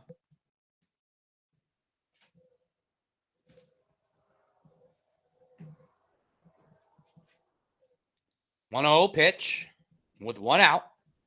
White takes it looking for ball. Strike 1. 1-1 count now with 1 away. Top of the 8th. Your Chinooks hold a 2-run lead at 5-3. Ukert the pitch. And there's a strike as he can hang that one in to make it a 1-2 count now. 1-2 pitch coming up. Ukert to White. Here comes. Down low, skips in the dirt for ball 2. As Luke Coffey, the third baseman, stands on deck. Action going on now in both bullpens. 2-2 pitch. And White swings early, and that's bounced for drop third strike. And Fishback throws to Veith. That's going to do it for White. 2 away now for your Chinooks. As Luke Coffey, like I said, steps to the plate. Luke Coffey from Westmont College. Had a lot of action over there at third base tonight. Smont College, located in Santa Barbara, California. And that's where Coffee is from Santa Barbara. 1-0 is the count after that pitch missed for ball one. And Ukert puts that right in there to even up the count 1-1. Now with 2 away in the top of the 8th. As Adam Rojas is on deck. He's hoping to get a hit here. As Ukert miss on the outside to make it a 2-1 count now.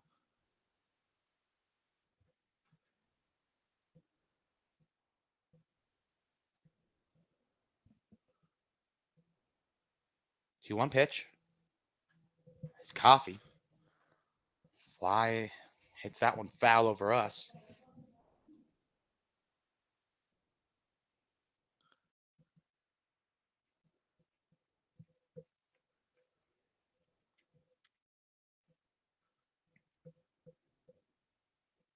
Pitch from Ukert, 2-2, 2 outs. This is down low to load the count full against Coffee.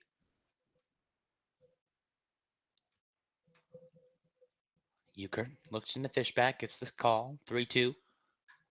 As Coffee ropes that into center, and LaFleur has to go back just a tad.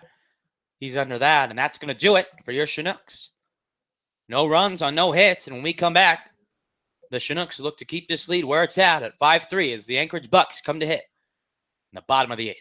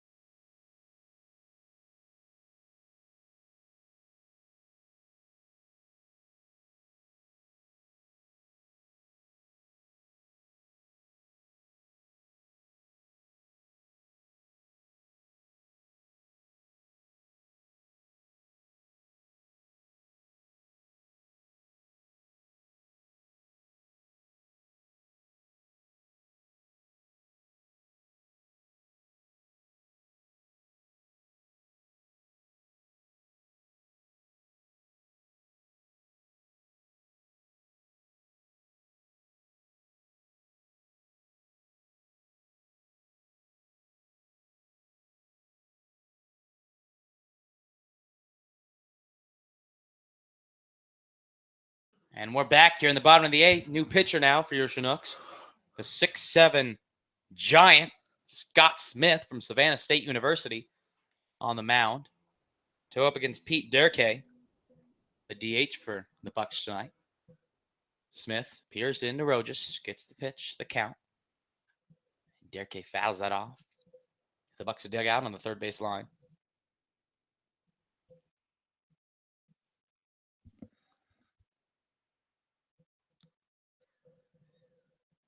Smith looks into Durkee, 0-1.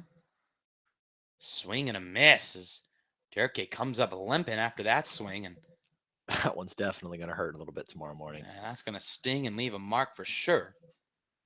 As he looks like he fouled out of his own body. Price you pay for baseball. Yeah, sometimes after being hit there a few times and realizing how bad it hurts, it pays to go get that little pad that you can put on your foot. As Smith throws that in the dirt to make it a 1-2 count.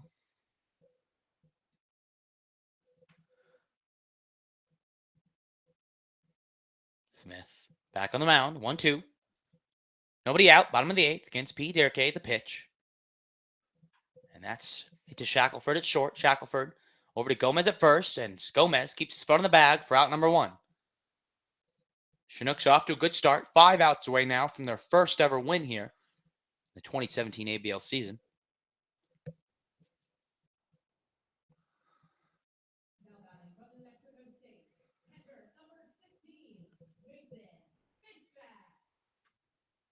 Mason Fishback, the catcher, up to bat against the 6-7 righty.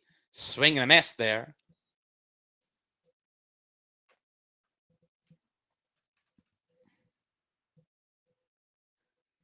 Another Alaska Baseball League news, the Peninsula Oilers lead the Matsu Miners 4-3 as the Miners have their last at-bats in the top of the ninth. And that's hit down the right field line. Gilcrease gives some chase, but backs off as it sails into the Chinook dugout on the right field line. 0-2 count now.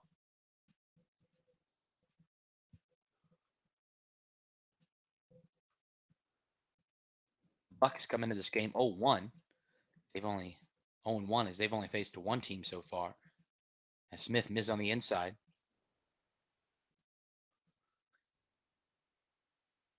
They lost 12-4 against the Anchorage Pilots.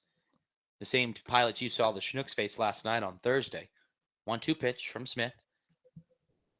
As Fishback fouls that off.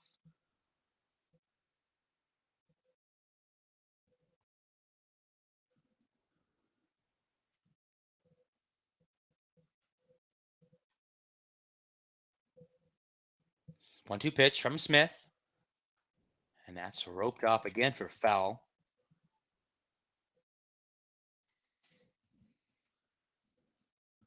Fishback definitely giving Smith just a little bit of a battle here.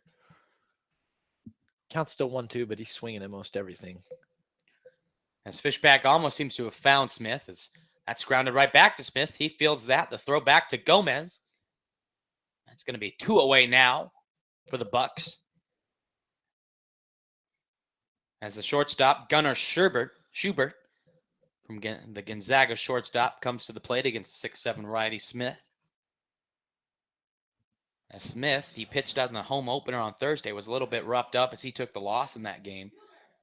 But so far in this game, in the 8th, has held the lead pretty well. And if you can put a 6-7, 235, guys, your setup man in the 8th, you must be doing something right. As he missed on the inside for ball 1.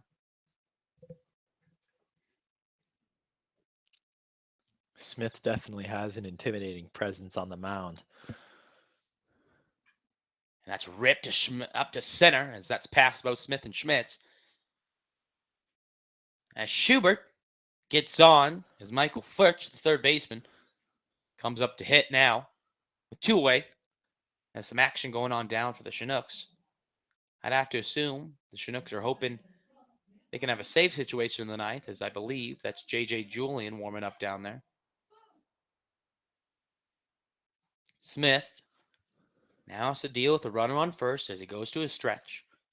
The Savannah State University pitcher. 2 away here. 5-3 lead for the Chinooks. And he missed on the inside for ball 1. And if there's one guy I do not want to take a fastball in the back from, it is Scott Smith. That would definitely not be something I'd look forward to. I'd be flying home. Maybe in a helicopter. Might need the medevac. Oh. Smith throws to Gomez. To keep Schubert honest over there.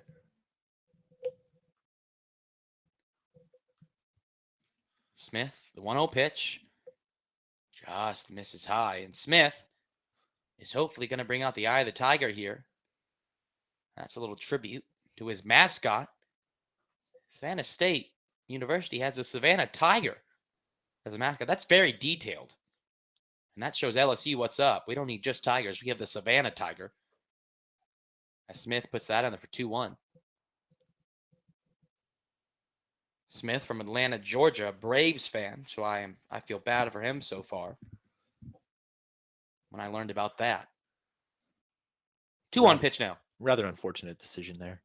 Rather unfortunate. Sometimes you're born into it. Us Giants fans know that. Yeah, we do. He throws back to Schubert. Nothing happening again at first.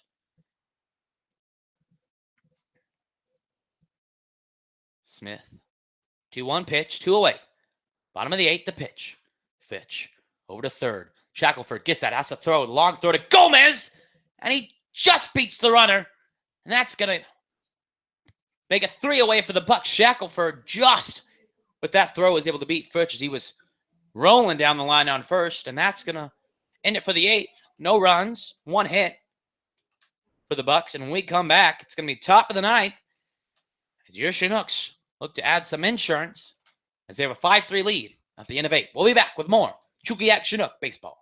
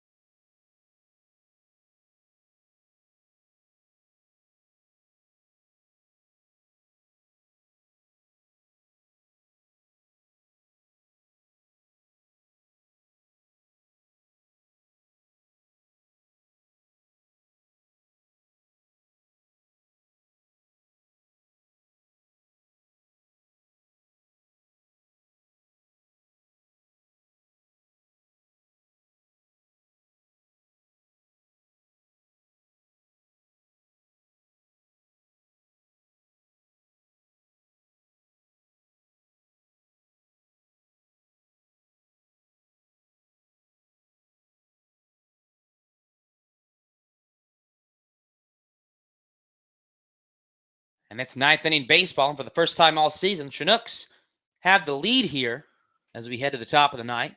Your Chinooks hoping to add some more runs for whoever comes on the mound for your Chinooks in the 9th. Rojas steps into the plate. Swing and a miss. He fouls that off his foot. There seems to be a lot of that going around today. Sadly, too much, I would say. New pitcher for the Bucs in the 9th. Number 18, Robert Winborn. The righty out of Georgia Tech. An Atlanta, Georgia native. And that was the same as the Chinook pitcher we saw in the bottom of the 8th, Scott Smith. Wonder if he's a Braves fan too. 0-1 pitch to Rojas. In there for strike 1. Good pitch framing there by the catcher Fishback.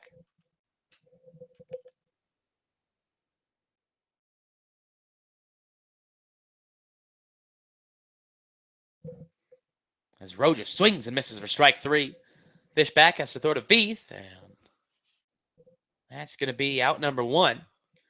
And as we said in the bottom of the 8th, Scott Smith have the Savannah Tiger.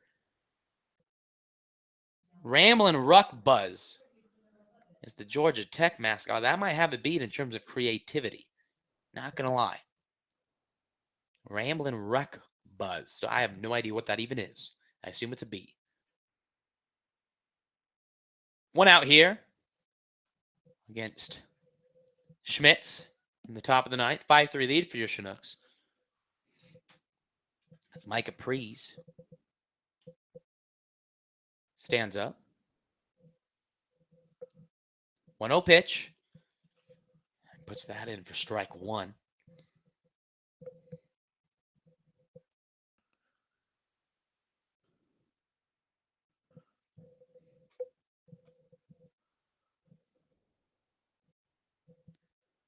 One pitch for Winborn to Schmitz. In there for strike 2.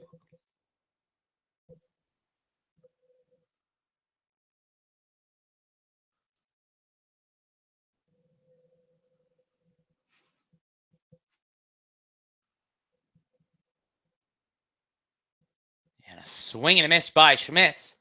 That's going to be back-to-back strikeouts for Winborn as top of the order. Micah Prees stands to the plate.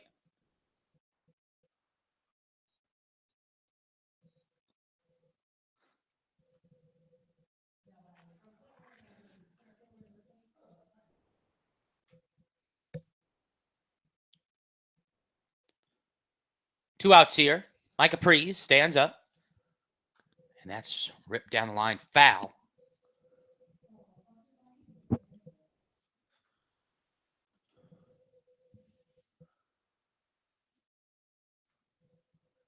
All one count now. 2 away in the top of the ninth. As Levi Gilcrease stands on deck, hoping to get another crack at the plate. As that miss on the outside for 1-1.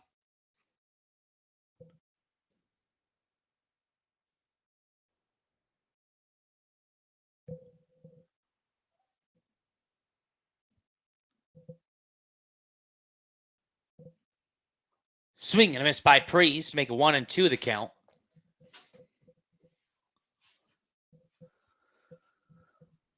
One, two now. 2 away here in the top of the ninth. Winborn looks in. 1-2 count, 2 away. The pitch. Swing and a miss by Prees. And that's going to do it for the top of the ninth. Now it's time to say prayers, cross some fingers, as the Chinooks in the bottom of the ninth go for their first win of the season and have their first save opportunity of the season. We come back. 9th inning baseball as the Chinooks look to have their first win of the season.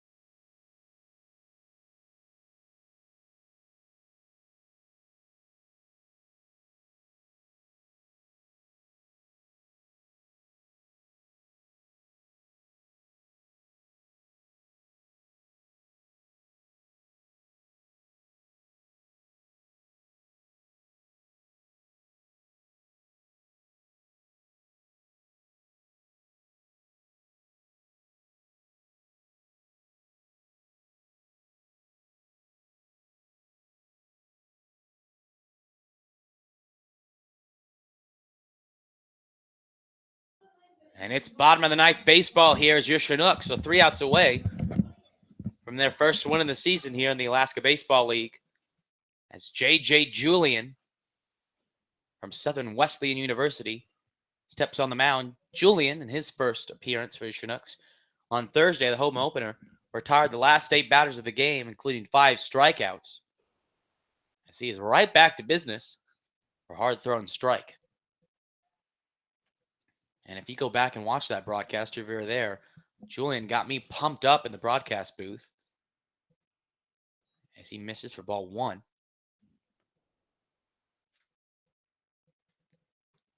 Julian just graduated from Southern Wesleyan University, hoping to continue his baseball career. And those answers and many more for many of these players, or at least some of them, will be answered shortly on Monday, as that's when the MLB draft happens. And for players like Julian, even if the draft selection doesn't happen, there's still workouts to be scheduled and everything like that. As Goebel fouls that off. As the Tennessee center fielder, Cal Goebel, steps to the plate. 1-2 now. Against Julian, Goebel came in for the injured LaFleur as he came up hobbling after an infield single. 1-2 pitch. And he floats that in just high to even up 2-2.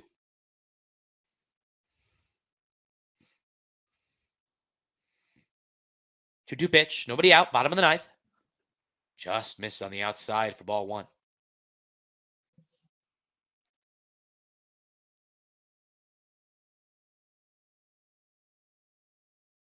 Full count now for Goebel facing the hard-throwing Julian. The pitch. And misses. Not the way Julian wanted to start this. As Goebel gets on for the top of the lineup for the Bucs. Cole Kletch, leadoff hitter for the Bucs, comes to the plate, hoping to have some ninth inning magic sparked. And Julian, given the keys to the first save opportunity, looking to clinch his fist into it and retain it as much as possible. And there's a drive into left field. White's going to have to run after that one. And White, that's past White. Here comes Gobel. Gobel is going to be held up at third. And there's a double by Kletz. And we're going to have runners on second and third, nobody out.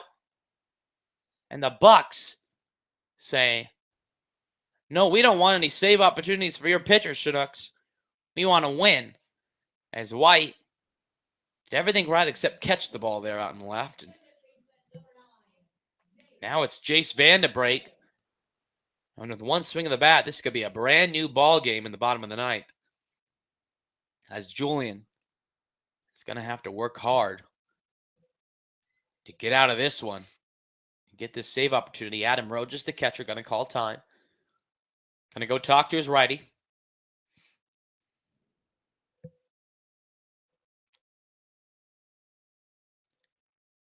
Huge opportunity for Vandebrake from Gonzaga. And huge opportunity for Julian to show what he's truly made out of. As if he could get out of this and still get the save, that would be something. Again, nobody out. 5-3 lead for your Chinooks in the bottom of the ninth. 5-3 lead. Runners on second and third. Gobel stands at third. Kletch at second. And Vandebrake stands in the batter's box.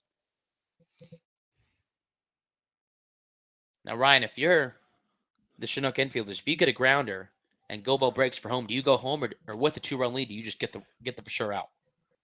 I mean, the sure out's always going to be an option, but I definitely check to see if there's the opportunity to either hold the runner on third to see if it stops, depending on if it's the shortstop, the third baseman, or if the ground ball's to second. But if it's definitely a chance to throw home and prevent a run from scoring, then I don't see why they wouldn't take that opportunity.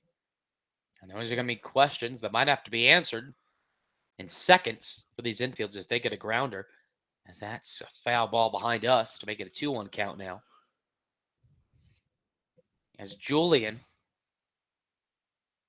looks to get out of this one after getting into some early trouble. It started with a walk to Gobel, and then a double by the leadoff hitter Kletch, and now Vandebrake looking to tie this game up. That's down low. That's get away from Rojas. Rojas throws to Julian. Julian can't control the throw from Rojas. And we have a 5-4 game now.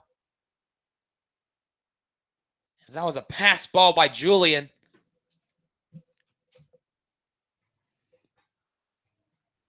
And now the tying run is 90 feet away.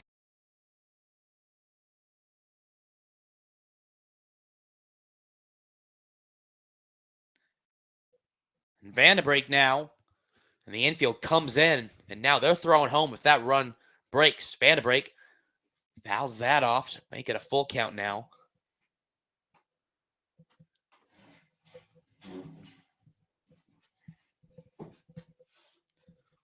A 5-4 lead still for the Chinooks, but that tying run with nobody out, it's 90 feet away for Vandebrake here. Julian throws, and that's going to be a walk. And now the winning run is on first base as Todd Lott, the big hitting right-hander, comes to the bat. And we already saw his power in full display early in the game when he ripped a first pitch double down the line. And he's hoping to do the same, as that would have a chance to win it for the Bucs. Kletz is at third. And Vandebrake at first. Again, tying run is at third. Winning run is now at first. No action in the Chinook bullpen, so this is all on Julian's shoulders here. The pitch to the Lott. Misses on high again.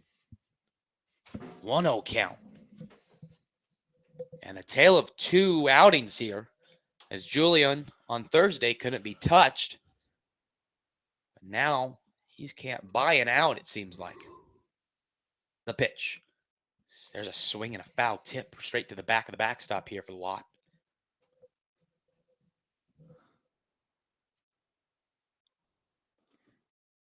And if you're the Bucs, are you thinking about sending that runner at first? I mean, definitely. I mean, you have the chance for.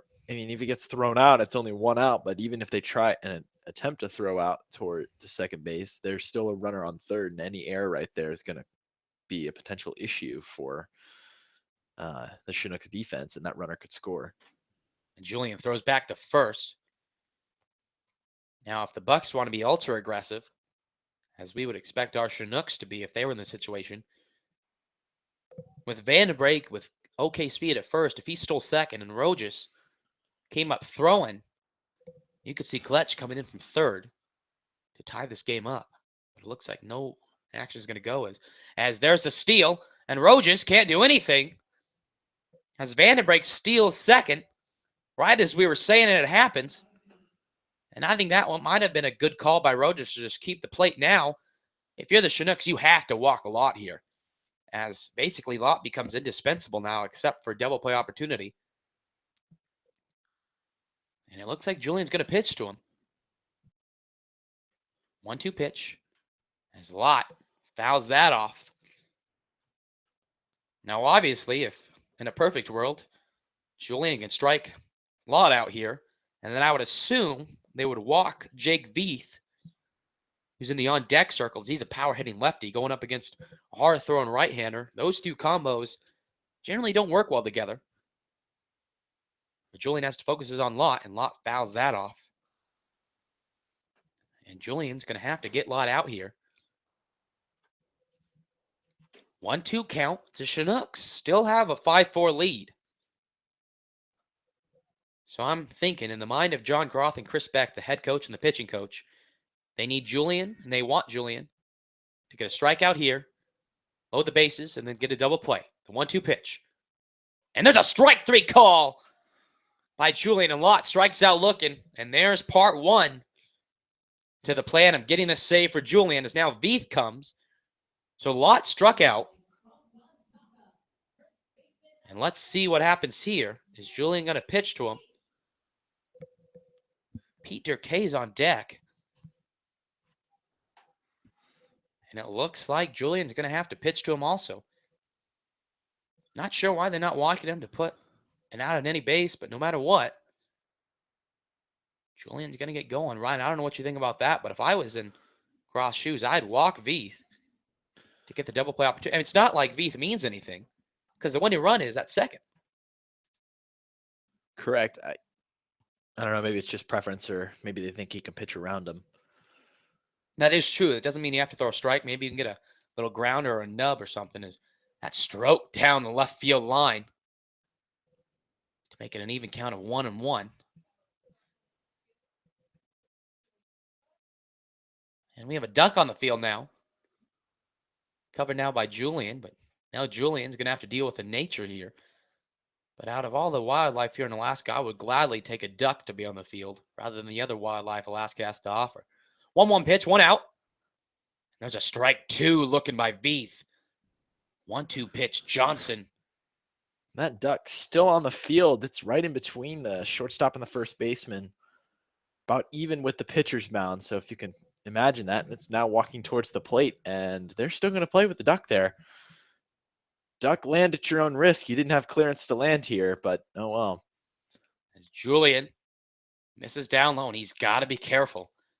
I mean, you can pitch around Veith all you want, but if you're going to pitch around and pitch on the outside where Rojas can easily catch it, is with a pass ball and with Kletch on third, he's running if there's any sort of pass ball opportunity. 2-2 pitch now. 1 away, bottom of the ninth. Tying run 90 feet away, wanting to run for the Bucs on second. Jake Veith stands up against J.J. Julian. 2-2 pitch. Here it comes. Swing and a miss by Jake Veith, and Julian second out of the game. And Julian, after giving up a runner on second and third with nobody out. Yes, he gave up 1 run, but is 1 out away from getting out of this and giving the Chinooks their first win. Pete Derkay stands up to the plate with 2 away, 5-4 lead for the Chinooks, 1 out away from getting their first win, and the Bucs are 1 hit away from tying this game and potentially winning. First pitch from Julian to Derkay. Derkay watched that curveball sink right in for a first pitch strike. Critical for Julian, and still, he has a base to work with here. And with 2 away, he's going to take advantage probably and not pitch directly to Derkay, especially considering he's hitting from the left side. Pitch from Julian, just a tad high to even up the count 1-1. Infield goes back to regular depth. Outfield as well. Standing straight away. Julian, 1-1 pitch, 2 away. And there's a single into right. And that's going to tie the game. Gilcrease comes up throwing. He has to let it go. And the Bucs win this game on a walk-off single. And that's going to do it for this game. As the Chinooks came into this inning with a 5-3 lead. And they go out of this inning with a loss. And that's not how you want this game to finish. The Chinooks came back from a 2-1, 2-0 deficit, then came back from a 3-1 deficit. And the Chinooks start off, and with this loss, that puts them at 0-3. And you could say that's almost a 0-4 start because they're down 5 in that delayed game last night. And the Chinooks off to an 0-3 start. We're going to take a quick break, but when we come back, we're going to have our post-game broadcast. The Chinooks lose 6-5 on a walk-off single by Pete Derkay. We'll be back shortly.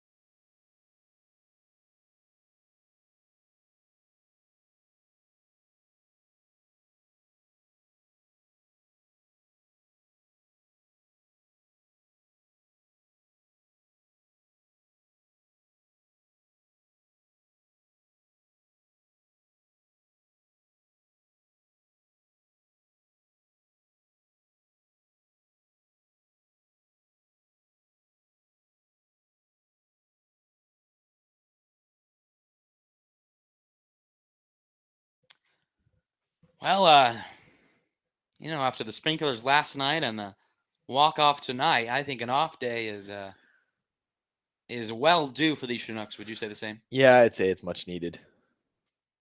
The Chinooks came into this game with a 5-3 lead in the ninth, and they gave it away. And that's been a common theme we even talked about in the game. The Chinooks get the lead, and it seems to be going on an uphill, success, and it all comes tumbling down. Julian, after a rather really rocky start to give to put the Bucs in within one, and the winning run, 90 feet away, winning run, tying game 90 feet away, winning run on second. He got two away, but Dirk K was able to nub that in between the first and second. And, Ryan, if you're the Chinooks, what do you say? 0-3 start. And like I said in the broadcast, you can kind of look at, obviously the Chinooks might come back when we continue the delayed game on Monday, but they are down 12-7. So potentially it could be an 0-4 start. What are you saying if you're John Groff?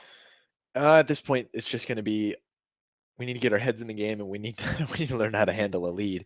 Mm-hmm. And it's not any different. You're just in front, and it's your turn to lead the game. And I mean, you can't win ball games and not be able to lead. So that's true. The Chinooks, though, they came back from a 2-0 deficit, then a 3-1 deficit, took the lead 5-3 on, an impressive seventh inning where they scored 4 runs in the top half. But ultimately, it all proves fruitless as they lose 6-5. It's an off day tomorrow. Monday, we're back right here in Anchorage again, but this time we're going up against the Pilots, who we saw last night. On our Twitter and Facebook page, we'll be posted information about when we'll continue the delayed game. As if you did not know, the game last night was delayed as there was a malfunction with the sprinklers last night, and the Chinooks were down 12-7 in the top of the ninth.